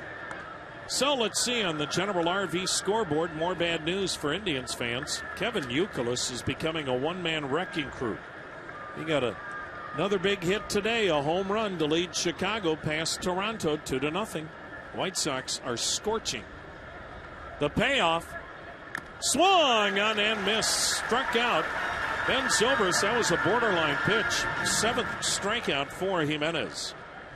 White Sox with that 2-0 win got good pitching from Gavin Floyd. Chicago has now won 5 in a row. Indians must win to stay 3 games back. Detroit climbs over the 500 mark as they hang on to beat Kansas City today.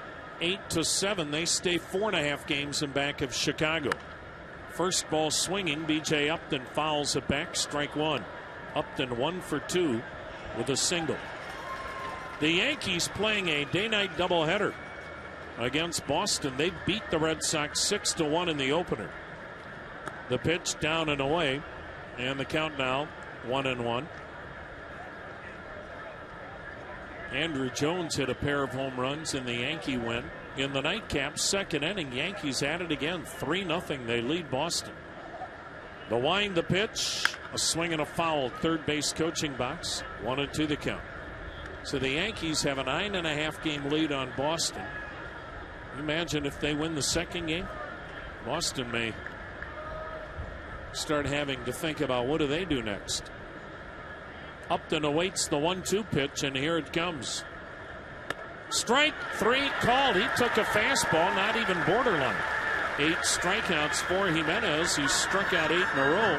I beg your pardon. He has struck out 8, 3 in a row. Minnesota leading Texas 2-1. They're in the second inning. Get you updated on the National League here in a moment. Jeff Kepinger's grounded out, struck out. Houston was a 6-3 winner today over Milwaukee, ending a 9-game losing streak. The wind and the pitch. Keppinger takes ball 1 low. Zach Greinke suffered the loss. He got ejected 4 pitches into the game. He argued a play at first. He thought he got there in time. It was a brief argument. The 1-0 in there, strike 1-1. It wasn't really like he was arguing per se with a call. He was just really arguing with himself. And he was so mad at himself for not getting to the bag on time. He spiked the baseball and he got thrown out of the game. The pitch swung out, a chopper to short, charged by Cabrera. Glove sets, throws out Keppinger. And Jimenez had maybe his best inning of the night, middle of the 6th. Jimenez pitching the Indians to a 5-2 lead over the Rays.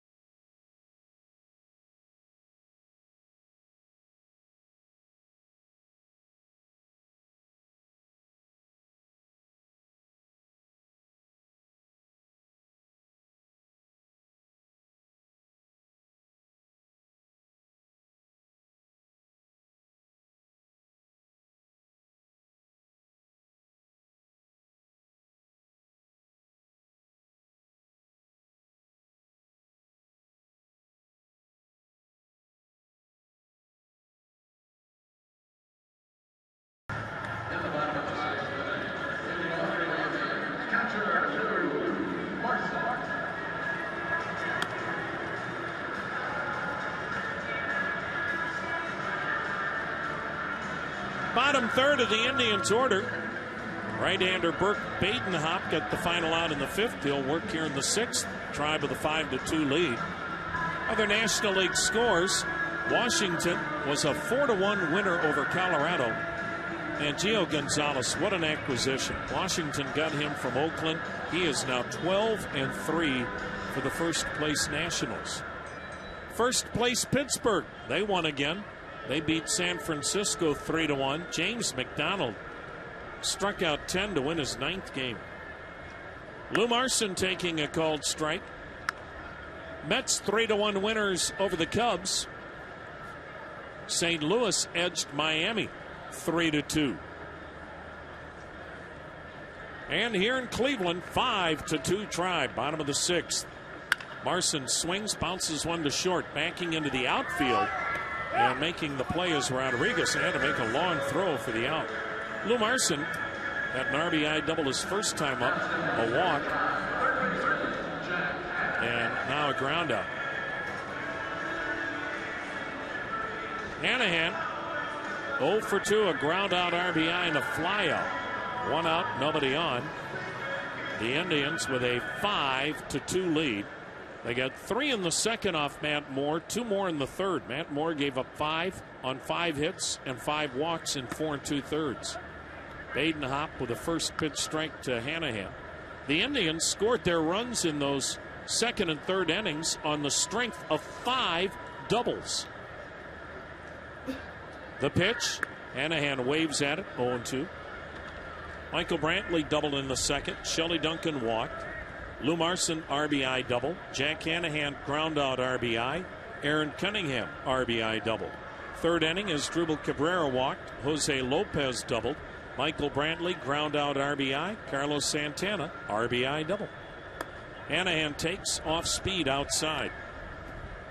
1 ball, 2 strikes. So the Indians made the most of those 5 doubles, along with a couple of walks. The walks really hurt tonight when you talk about the youngster Matt Moore, because he walked 5. Not only did it run up his pitch count, but 2 of the 5 walks came around to score. 5-2 Tribe, 6th inning. Now the pitch. Hanahan takes. Boy, that looked like strike 3 over the inside corner. Wow. Burke Badenhop looking in, asking, did the plate move? Now the 2-2. Swung on line to left, base hit. Jack Hanahan shoots one the other way. So here comes Aaron Cunningham, an RBI double and a walk. You can still save on Rock and Blast Fireworks presented by Kia Motors. Get those tickets now. Rock and Blast is coming up on July 20th and 21st. A tribute to the music of the Beatles. Get your tickets now at Indians.com. Tribe with a 5-2 lead. 1 out, 1 on in the 6th. Right-hander against right-hander. The pitch. And it's in there, a strike. Unlike Curtis Danberg, Burke Badenhop can tell you exactly where the library is at Bowling Green. He was a 4-year player at BG and graduated. Now the 0-1. A swing and a foul off to the right, and the count 0-2. In fact, he met his wife Sarah at BG. She played soccer while he played baseball. And originally he was drafted by Detroit, and then he was part of that package that the Tigers sent to Florida for Miguel Cabrera, a trade that has been an absolute blockbuster for the Tigers. Now the 0-2, and before it's made, a toss to first. Hanahan back. But I tell you what, folks, when that trade was made, a lot of people said, what are the Tigers doing? Trading away Cameron Maybin and Andrew Miller. They were considered 2 can't-miss prospects, the 2 best prospects in the Tiger farm system. The 0-2. Swung on a topper to the mound. Badenhop to second, 1. Conrad relay, not in time. So Hanahan forced at second, 1-4. Cunningham at first on the fielder's choice, 2 down. Cameron Maben's now in San Diego. Andrew Miller's now in Boston. Neither guy has become the star everyone envisioned. And it's why you just never know when you make trades involving prospects. Miguel Cabrera, everybody knew, was a tremendous hitter. That hasn't changed. And the trades become a reason why the Tigers are a contender every year. Manager Joe Madden has taken the ball from Burke Badenhop and made a Northern Ohio Toyota dealer's pitching change. We'll be back.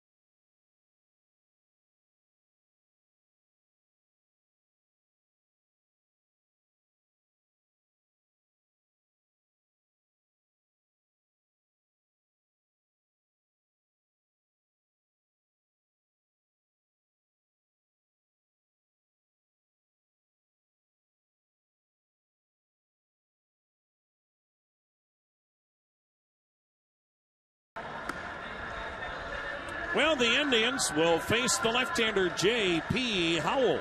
Indians with a 5-2 lead. They've got a runner on, 2 down in the 6th. J.P. Howell, appearance number 32, a win, no losses, an earned run average of .418. J.P. Howell, fastball, curveball. He can also throw the slider and change. He'll face SHIN-SOO CHOO 0 for 3. Joe Madden matching up because he knows better than anyone his club really struggles to score runs, so he just feels like they can't really take a chance and fall any further behind. 5-2 Tribe in the 6th. Cunningham at first with 2 down. The left-hander checks first, comes set, hands, chin high, fires to first, if you want to call it that. Cunningham back.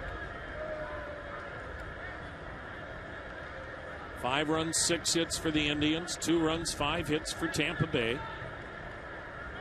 Feels like it's getting a little cooler here at the ballpark. Breeze has picked up, blowing in. Supposed to be much nicer tomorrow temperature-wise. Runner goes, throw to first. Pena will throw to second. The head first slide, and Cunningham is out. Tag made by the shortstop, Rodriguez. So Cunningham gets picked off by J.P. Howell, and that'll take care of the 6th inning. 5-2, Tribe on top.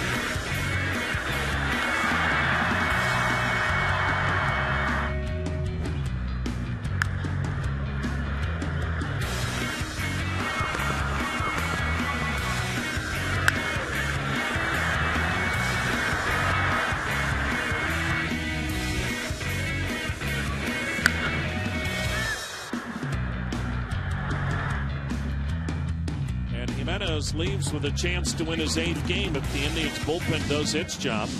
Tony Sipp has pitched much better the last 5 times out, giving up just 1 run.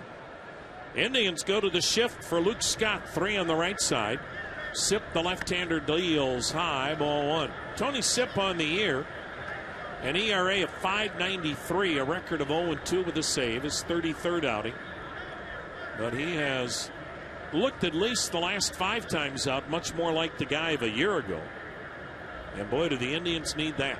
He's the only left-hander in the pen now, with Nick Hagedorn optioned to Columbus. The pitch. Scott lifts one in the air to center, not deep. Camped under it, Michael Brantley, and he'll make the one-handed catch. But you can look for Scott Barnes to be the second left-hander out of the bullpen come tomorrow afternoon at 1:05. Here is Jose Molina, a double play ball and a fly out. The only runs off Jimenez came on the Luke Scott 2-run homer to center in the 4th. Ubaldo Jimenez got ahead in the count, stayed ahead in the count, walked only 1 with those 8 strikeouts. And since June 1st, Ubaldo Jimenez has been the guy the Indians thought they were getting when they made the trade. Jose Molina taking low and away, ball 1. This is a guy, Jimenez, since June 1st with an ERA of well under 3. Right around that 2.80 mark. You do that in the American League, you'll be a big-time winner. That pitch bounces in there, ball 2, 2-0. And if the Indians are going to stay in the race, they'll have to do it with starting pitching. And Jimenez was terrific again tonight. Tony Sipp comes set. Here's the 2-0 pitch to Molina. Bullseye, 2-1 the count. And yes, Tampa Bay struggling to score runs, but the one thing they do well is walk a lot, most in the American League. So you have to go after them. They will take their walks, but Jimenez was right around the strike zone tonight. They'll ask Tampa Bay, or maybe ask Justin Masterson about Tampa Bay's offense. You saw last night, you don't make pitches, you get banged hard. That pitch low, bounces away again from Marson. 3-1 the count. Think about Jimenez now. He's beating everybody. Pitched well against the Yankees, pitched well against the Angels, pitched well against the Cardinals, the Tigers. These are all teams he's faced since June 1st. The 3-1 swung on, lifted in the air, fairly deep center.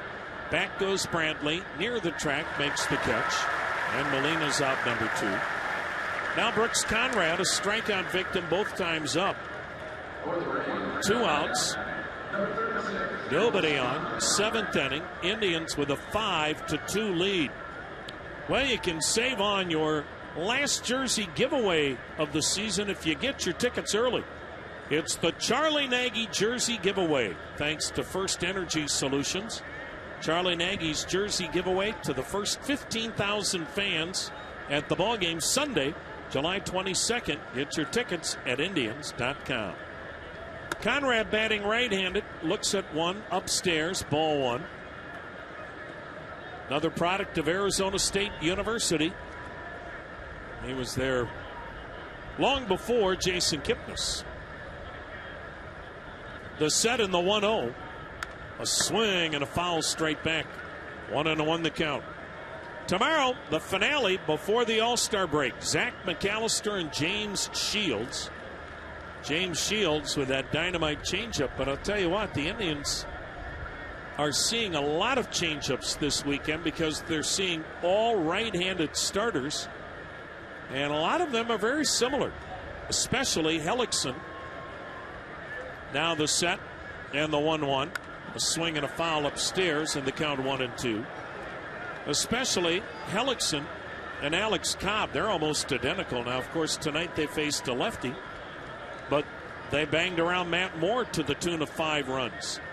So right now the left-handed scenario isn't keeping the Tribe from winning either. The 1-2, check swing, blooper foul right side, still 1-2. But James Shields, when he's on, his changeup is as good as anybody's. So we'll see how the Indians counter that tomorrow. Zach McAllister pitching very well since coming up from Columbus. 5-2 Tribes, 7th inning, 2 outs, nobody on.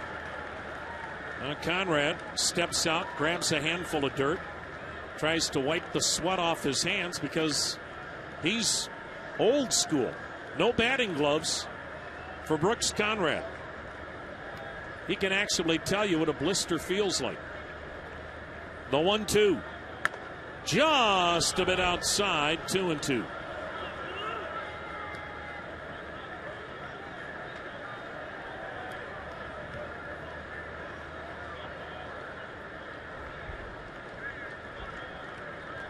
Tony Sipp, he's ready. The left-hander sets at the belt. He lets it fly.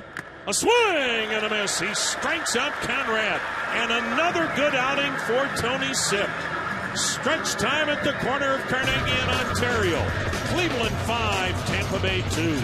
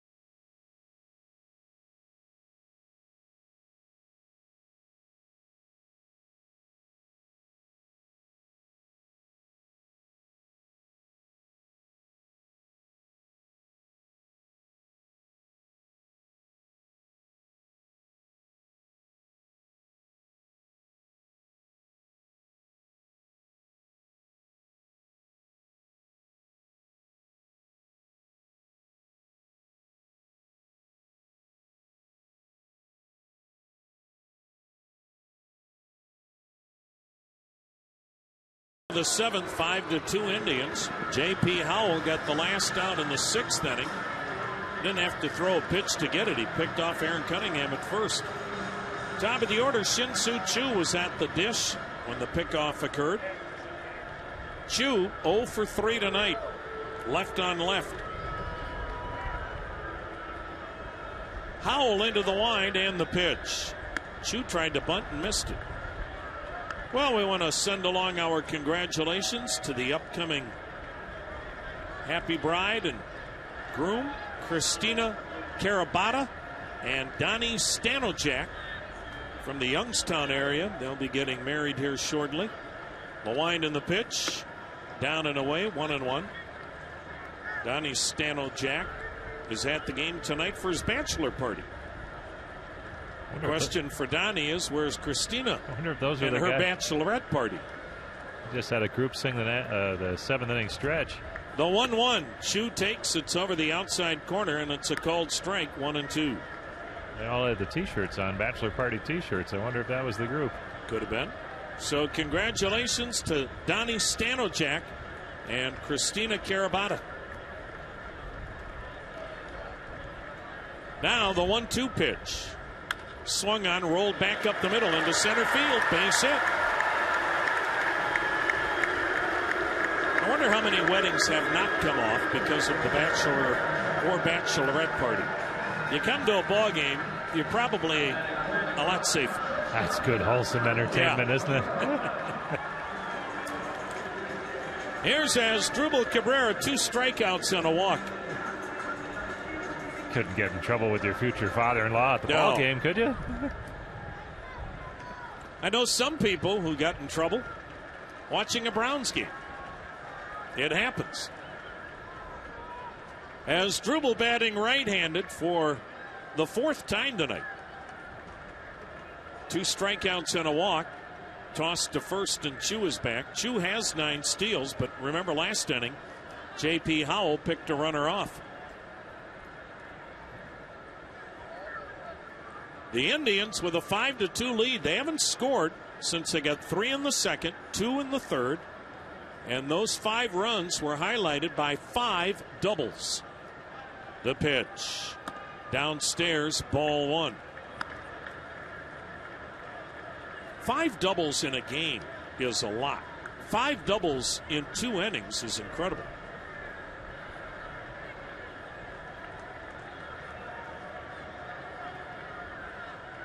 Breeze has really picked up blowing in from right field, cooling things off a little. Toss to first, and CHOO is back. Supposed to be beautiful tomorrow here in the 80s, so hope you'll be at the ballpark. 1:05 start. McAllister against Shields. Then the All-Star break. The Indians will start the second half in Toronto, and then they go down to St. Petersburg. That'll be a 7-game road trip. Now the 1-0. Inside corner, a strike, 1-1. The next time the Indians are home is Friday night, July 20th. That's the start of Rocket Blast. They'll entertain Baltimore and Detroit in that homestand. Man, we haven't seen the Tigers in a long time. First week in June, the last time we saw the Tigers. In fact, the Indians and Tigers, as J.P. Howell comes set and fires. Cabrera check swing. Did he go? Pitch down and in. He did not go. The count 2-1. The Indians and Tigers have only met 6 times. The Indians winning 5 of them. Of course, the Indians just couldn't handle Chicago. They were 4-8 against the White Sox. And the Indians do not play the White Sox until the last week and a half of the season. They played 2 more series against the White Sox right at the end. Changeup is outside. 3-1 the count on Asdrubal Cabrera. Somebody better cool off the White Sox. They won again today. Kevin Youkilis, a 2-run homer. Gavin Floyd, shutout pitching. White Sox have won 5 in a row, so the Indians must win to stay 3 back.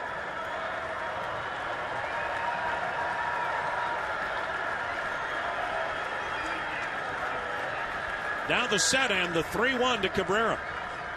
A swing and a foul back, full count.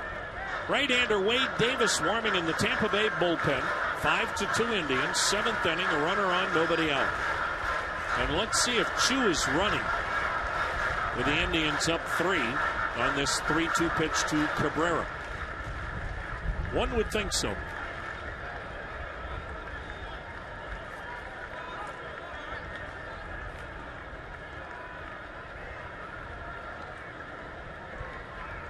Howell comes set. Good lead for CHOO. Draws a throw, and he's back standing.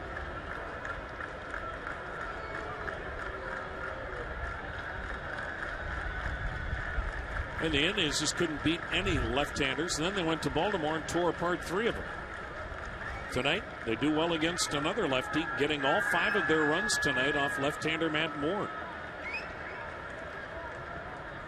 The payoff, runner stays. Cabrera fouling it back, so CHOO was not running. And the count stays full on Asdrubal Cabrera. I know for the longest time, Manny Acta would tell you that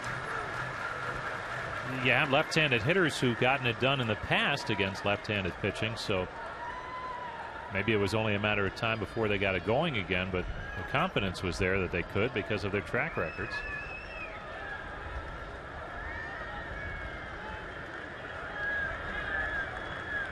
Now Howell is ready. Now the payoff pitch. Runner goes, and now time is called. Was that weird? CHOO broke on the set of Howell, and he kind of started to the plate, froze. He realized time had been called. CHOO kept running, and he'll go back to first.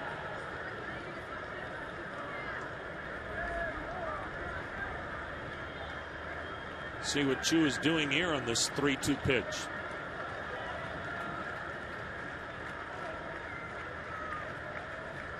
Here it comes. He's running. The pitch is taking a strike. Throw to second. Tag in time. Strike him out. Throw him out. Double play. Cabrera strikes out for the third time. Molina with a perfect throw to the second baseman Conrad to gun down CHOO. CHOO didn't get much of a jump against the lefty. And the bases are now empty. 2 down in the 7th. The Indians with a 5-2 lead. Here's Jose Lopez, 1 for 3 with a double. Lopez had a double in that 2-run third and scored. Indians have had a runner picked off. They've had a runner caught stealing. The pitch. Lopez takes a strike. They've also hit into a double play tonight, but they lead 5-2 in the 7th.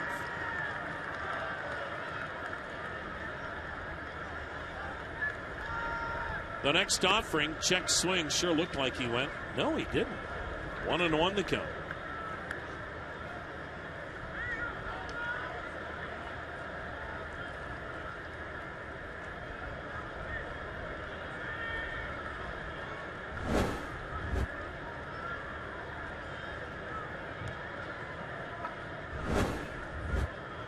J.P. Howell, the wind and pitch.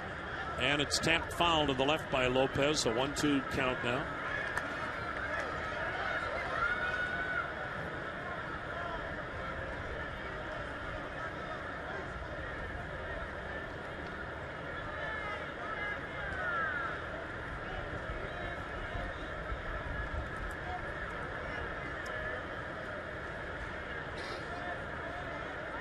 Indians trying to climb back to 4 games over and stay 3 games in back of the Sox. They lead at 5-2. The pitch bounced it in there. Howell kind of stumbled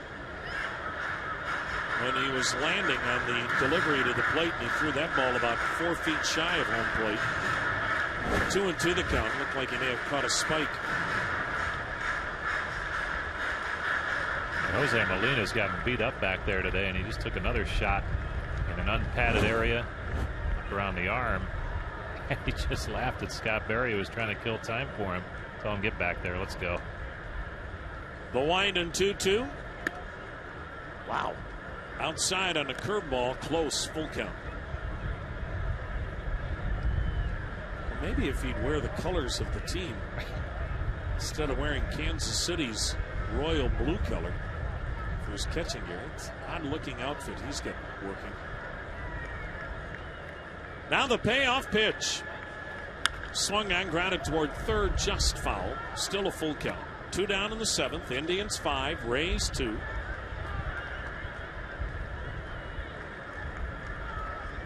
Jose Lopez has knocked in 27 runs in a part-time role.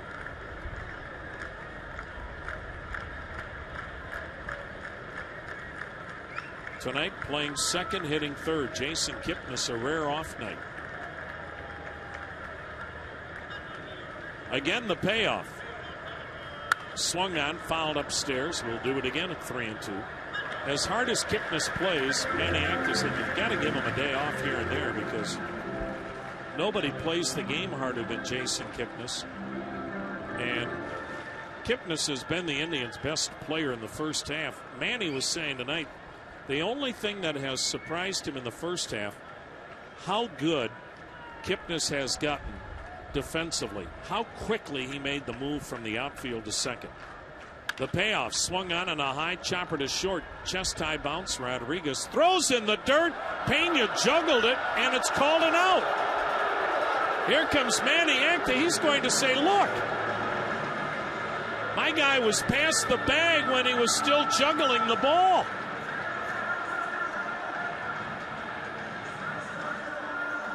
Well, now the first base ump is coming to the home plate ump, and they're bringing everybody back. The home plate umpire said, yeah, he didn't have possession of it. And now Joe Madden will argue, and the Rays come back out of their first base dugout. How about that? A manager argues, and finally a manager gets a call overturned. But give this crew some credit. Jerry Meals, the first base ump, swallowed his pride and went to the home plate ump, Scott Berry, and said, "Did you have a better look at it?" And Scott Berry said, "No question." He had trapped it by his body. It was still rolling free when he crossed first, and thus the overrule. And how about the Rays sprinting off the field before anything happened, as if to try and convince the umpires, well, they're in the dugout already. But nice umpiring there, and the Indians, in a rarity, get another chance here. Lopez reaches on the throwing error by Rodriguez. Remember, this is the second worst defensive club in baseball, and that's good umpiring.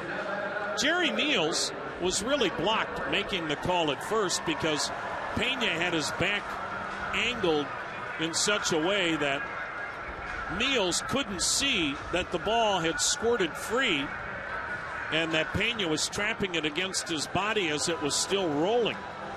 And then the first base ump, Scott Berry, after Niels asked for help, said, "Look, I had a much better view of it," and he didn't have possession of it when Lopez crossed the bag. So good teamwork by Jerry Meals and Scott Berry, and refreshing.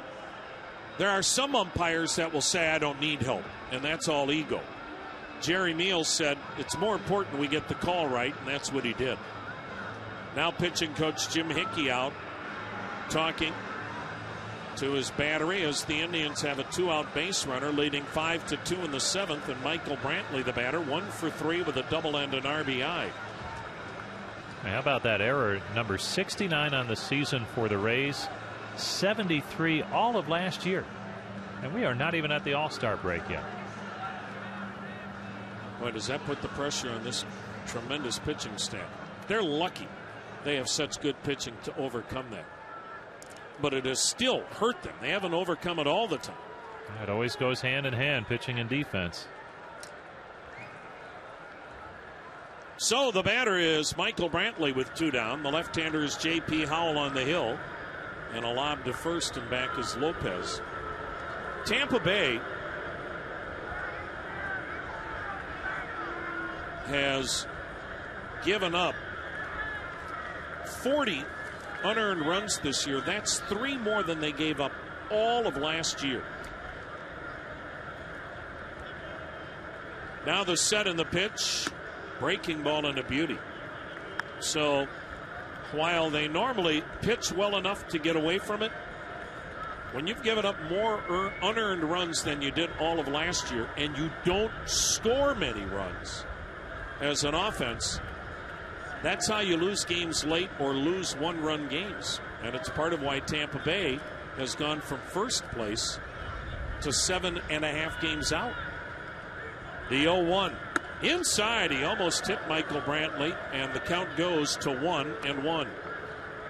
And you can't pin all of that on one injury, but Evan Longoria, a good hitter, but also a good defensive third baseman. They've had 15 errors from his replacements at third base since he left the lineup and was placed on the disabled list. So it certainly hasn't helped. Boy, I guess not. Now the 1-1. Brantley taking strike 2 to the outside corner. And no idea when Brantley, or I should say when Longoria or Joyce are going to be back. So Tampa Bay continues to limp along offensively without their 2 key middle-of-the-order hitters. And Evan Longoria is a guy that's not replaceable. He's about as good a player as there is in the game. Now the set and the 1-2 pitch. Oh, just missed outside 2-2. I'd still like to know how you don't win a College World Series when Evan Longoria is at third and Troy Tulowitzki is at short.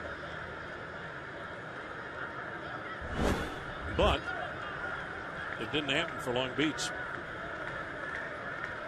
Now the set. Now the pitch. And Brantley sends one into shallow left. Coming hard, making the running catch is Jennings to end the inning. So Howell overcomes the error, and we go to the 8th, 5-2, Indians on top of the Rays.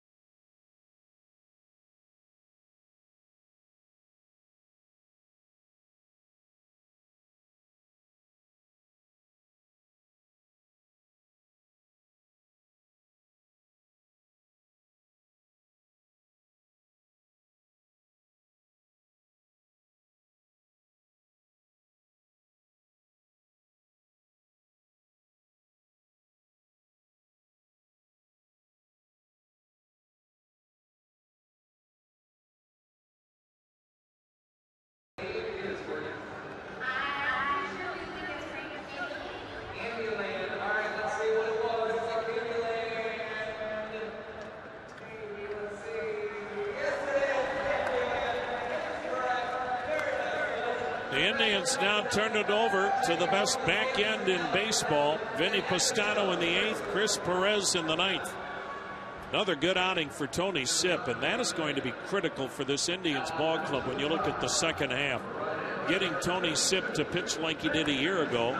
He has his last 6 outings, and hopefully he has turned a corner. Tony Sipp went a scoreless inning tonight with a strikeout and overmatched the Tampa Bay hitters. Tribe on top 5-2. We go to the top of the 8th. Vinny Pastano, a record of 3-0, an earned run average of 185. And he is going to face Elliott Johnson, a pinch hitter for the shortstop, Sean Rodriguez. Rodriguez, a right-handed hitter. Elliott Johnson, a switch hitter. So Johnson will pinch hit, bat left-handed, and then play short in the bottom of the inning. Elliott Johnson batting .277, 4 homers, 22 ribbies. Pastano's slider misses inside for ball 1. Vinny Pastano leads the major leagues with 21 holds. The set and pitch way outside, ball 2, 2-0. He's been like Chris Perez, basically perfect when it comes to taking over a game with a lead. Now the pitch. Ball 3, it's delivered high, 3-0. Teams are batting .174 against Vinny Pastano. He goes to the rosin bag now as he's missed on 3 straight to the pinch hitting Elliott Johnson. He's ready, he fires, and Johnson taking a strike over the inside corner as he started for first. Ubaldo Jimenez, another very good start, giving up 2 runs in 6 innings, striking out 8, walking 1. Tony Sipp, a scoreless inning. The 3-1 bullseye, full count. Johnson was taking all the way again. So now he'll bat with a 3-2 count.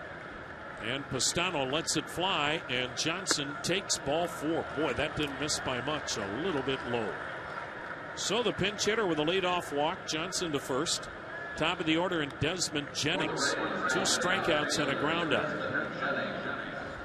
On July 26th, when the Indians take on Detroit, that's a Thursday night, and it's another Dollar Dog Night presented by Sugardale. Get your tickets now at Indians.com. Right-hander against right-hander. The pitch. High, ball 1. Right-handers have had no chance this year, batting .115 against Vinny Pastano.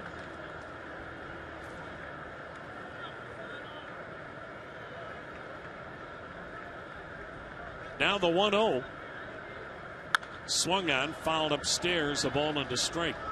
Desmond Jennings' cousin, the Cincinnati Bengals right offensive tackle, Andre Smith.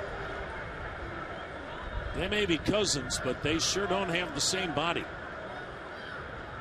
Andre Smith is mammoth. Now the 1-1. Strike called, 1-2. Jennings listed at 6'2", 200 pounds.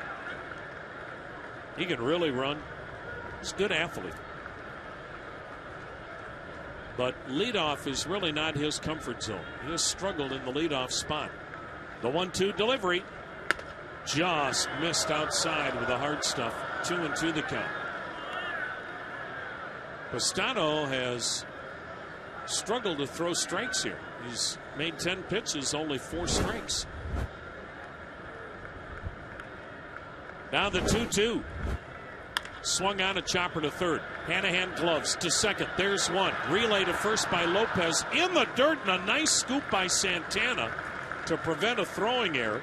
Jennings, who can fly, is on with a fielder's choice. Good job by Santana. Otherwise, that ball's into the seats. And Jennings is at second. So Jennings at first on the fielder's choice. And the batter will be Carlos Pena. A ground out, a fly out, a strikeout. Left-handed hitter who leads this team with 13 homers. Indians go to that overshift again. 3 infielders to the right side. Third baseman Jack Hanahan about 35 feet off the line. Pena's a guy that simply looks to get something to lift and drive out. The pitch. A foul back by Pena. He had a good cut, strike one. Breeze is blowing in from right and right center. Indians with a 5-2 lead in the 8th. One out, a Rays runner at first. Pena feels like he had a pitch that he should have done something with. And he knows, as good as Pistano is, that might be the best pitch he gets to swing at and do something with it.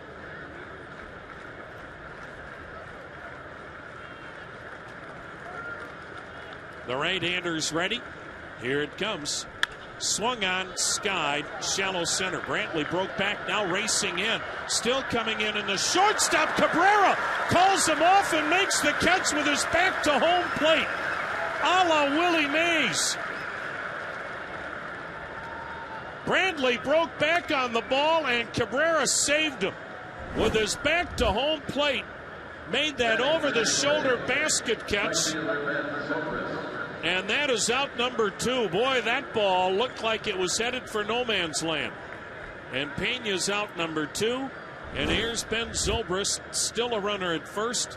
And the Indians still up 5-2 in the 8th inning. Zobrist batting left-handed, 1 for 2, a double, a walk. He swings and misses, strike one.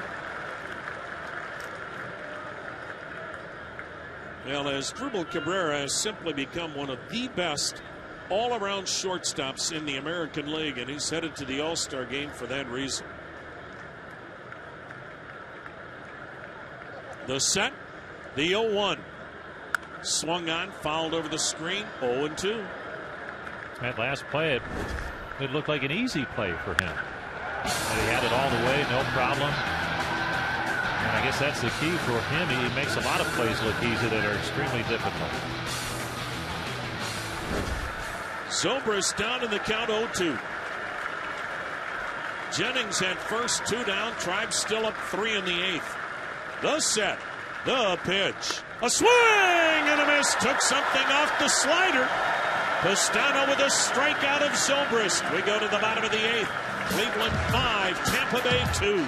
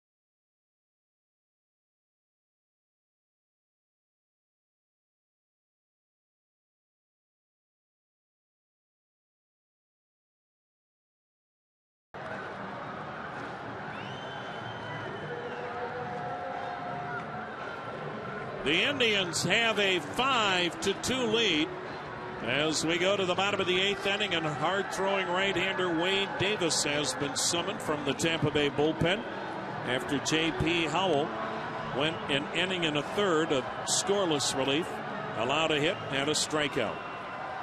Tonight's attendance, 20,658. And the attendance brought to you by SS&G, Certified Public Accountants and Advisors. SS&G knows numbers. Carlos Santana at first base tonight. 1 for 2, an RBI double plus a walk. He'll bat left-handed for the first time. Davis worked last night. And Wade Davis working for the 29th time. A win, no losses. ERA 2.75. He's gone from being in the rotation for 2 years to working out of the pen. The wind and the pitch. Santana takes one in the dirt. Ball 1. The Indians got 3 in the second. RBI doubles by Lou Marson and Aaron Cunningham. They got 2 in the third. RBI double by Carlos Santana. The other 2 runs scored on groundouts. The pitch in there, strike. 1-1. So the Indians scored 5 runs in the second and third innings. And they hit 5 doubles in the second and third innings. All 5 runs off Matt Moore. The 1-1. Outside corner, a strike. 1-2. Santana can't believe it.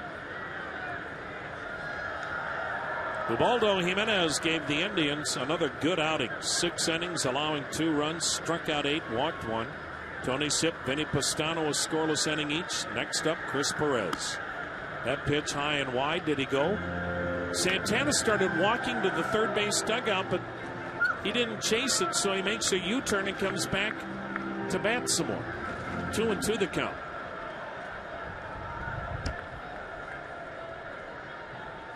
Here's the wind by Davis, the 2-2. Bounced it in there, full count.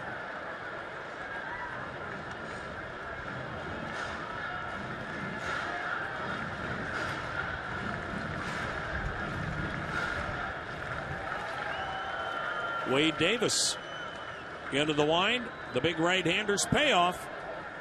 Ball 4. He missed with a fastball outside. 6th Tampa Bay walk tonight. Here's Shelley Duncan. 2 flyouts and a walk. Right-hander against right-hander.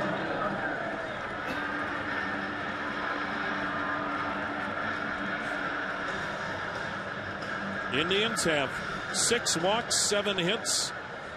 They've had, of the 7 hits, 5 doubles, a pair of singles. 5-2 Indians in the 8th. Davis checks first. He'll set. He'll deliver. And it's swung on and ripped. Deep left center. Gone to the bleachers. Shelley Duncan with a 2-run laser. And the new daddy gets a 2-run homer for the Twin Boys. And the Indians have a 7-2 lead as Shelley Duncan crushes number 8. And that got out of here in a hurry. It had to happen that way in his first start since coming back, didn't it? Home run. And, boy, high fives all around. More than normal for Shelley Duncan in that Tribe dugout. There's not a more popular player on this ball club. Here's Lou Marson, 1 for 2, an RBI double and a walk. He takes ball 1 low. Tampa Bay pitchers have walked 6 tonight, and 3 of those have come around to score. The wind, the 1-0, and Marson sends a fly to right, drifting back Zobrist. He'll reach up, pull it down, 1 down. Well, now you can sit down Chris Perez. You don't need your closer to work in a ballgame when you're up 5. Esmail Rogers is now throwing instead. Tribe 7, Rays 2.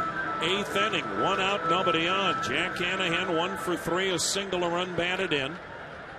The wind by Davis, the pitch. Hanahan looks at a fastball strike. For Wade Davis, 5th home run he's yielded this year.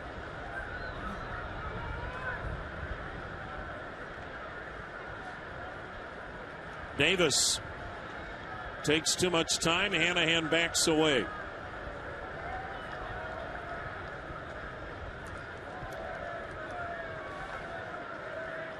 Now the 0-1.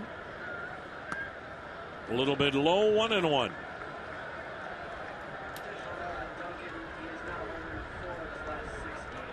Shelley Duncan's hit home runs in 4 of the last 6 games that he's played in. The 1-1. And it's swung on, bounced to first. Pena gloves it, does a complete 360, and then flips to the pitcher Davis covering. 2 down. Now Aaron Cunningham, 1 for 2 at RBI, double plus a walk. 2 outs, nobody on. 7-2 Indians. We're in the 8th. When you look at some of that success the Indians are starting to have against lefty starters, and I know Duncan's home run came off a righty here, but he's been swinging the bat better. So is Jose Lopez. A couple of right-handed bats starting to balance that lineup a little bit more against lefties.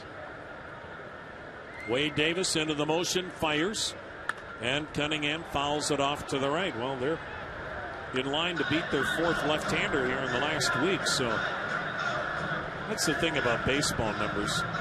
Look at last year. The Indians couldn't lose at home the first 2 months of the year. Now the wide in the 0-1. Swung on a missed 0-2. They would still love to add an impact right-handed bat.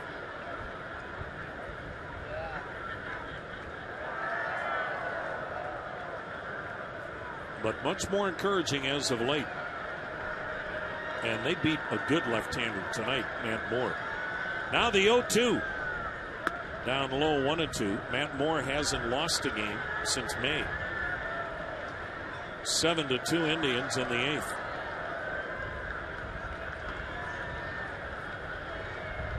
Wade Davis into the motion. Here it comes.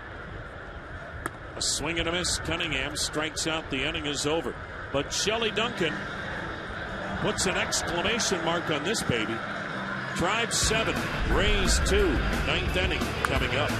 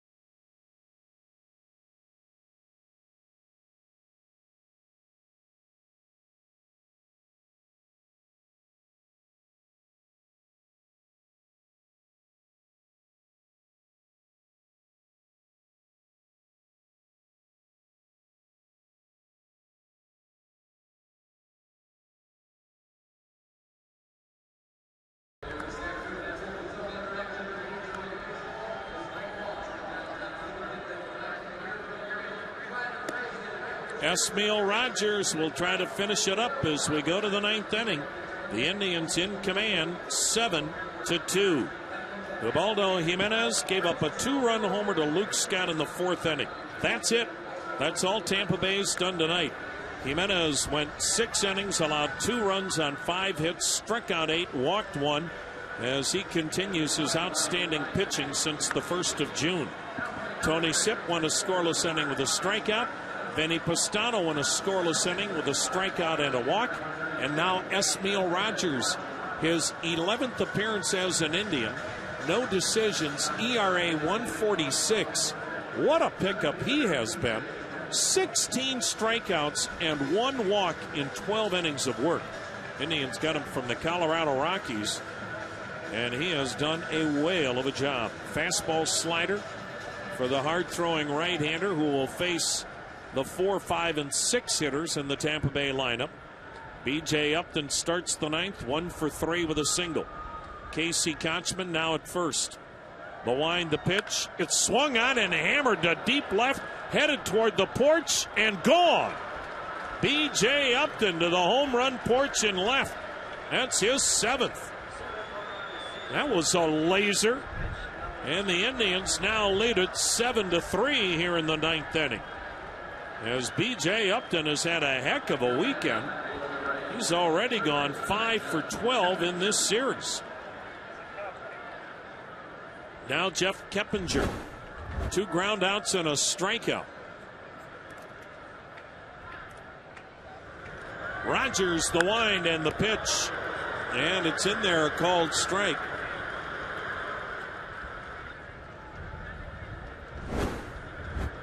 Rogers kicks, fires. The pitch swung on, rolled to short. Backhanded by Cabrera. Sets, throws, 1 down. That home run may have shocked Rogers more than anyone. He's probably sitting there, okay, 7-2. Tampa Bay's going to look to get runners on base. I'll just throw a first pitch fastball to get ahead of the count, and B.J. Upton whacked it. Here's Luke Scott, 2 for 3 with a 2-run homer to center and a single. Now you watch B.J. Upton play. We don't see him all the time. You just wonder with his tools why he doesn't have better numbers year in and year out. He's a gifted athlete. The wind and the pitch, and it's in there, a slider strike. You know, they have had their challenges with him at times over hustle. He's been benched in the past. And just inconsistent. And you see those flashes. The next offering, down low, another slider, and the count 1-1. You know, give Joe Madden credit. You don't hustle, you don't play. He'll yank you out of a game in the middle of the inning if he doesn't like what he sees. Ask B.J. Upton. The 1-1. A swing and a miss. Fastball away. 1-2 the count. You watch Luke Scott swing sometimes, and you would think you went down and away to him all the time, he would never touch you. Of course, that's easier said than done, but he looks like he is trying to pull everything out of the ballpark, which is probably why he was 0 for 41. But if he makes contact, he can hit it a long way, as he's done the last 2 nights. The pitch, down and in, 2-2.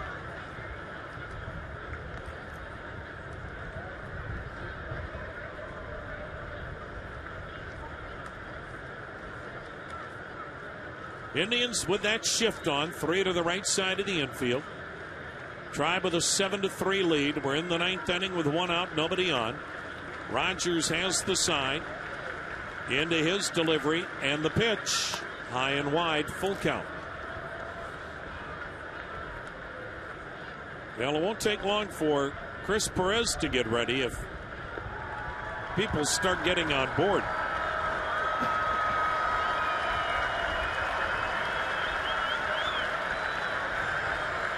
The payoff.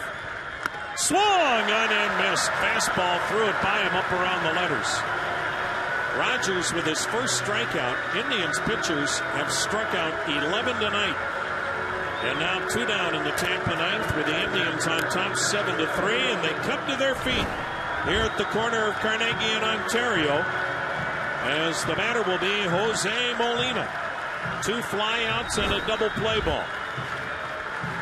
2 outs, nobody on. Indians 7, Rays 3. The wind, the pitch, inside, ball 1. White Sox and Tigers both won. The Indians need a win to stay 3 in back of Chicago and a game and a half ahead of Detroit. The 1-0, bullseye. 1-1 the count.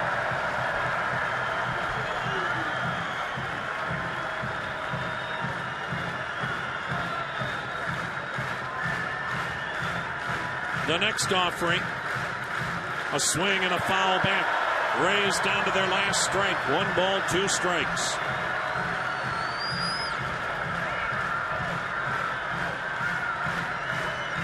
The rhythmic applause here at Progressive Field. The Indians up 7-3. Rogers has the sign. Into the motion. Here it comes. Strike 3 call. Ball game. So B.J. Upton gets a leadoff home run, but it really does no damage. And the Indians get a much-needed win over the Rays by a final score of 7-3. As Ubaldo Jimenez was dynamite again. The Indians bullpen outstanding again. And the Indians tonight got some offense against one of the better young left-handers in baseball. Time now for the KeyBank keys to the game. And for me, Rosie, it was those 5 doubles. 5 doubles in 2 innings off Matt Moore, a guy that you're not going to get many chances at.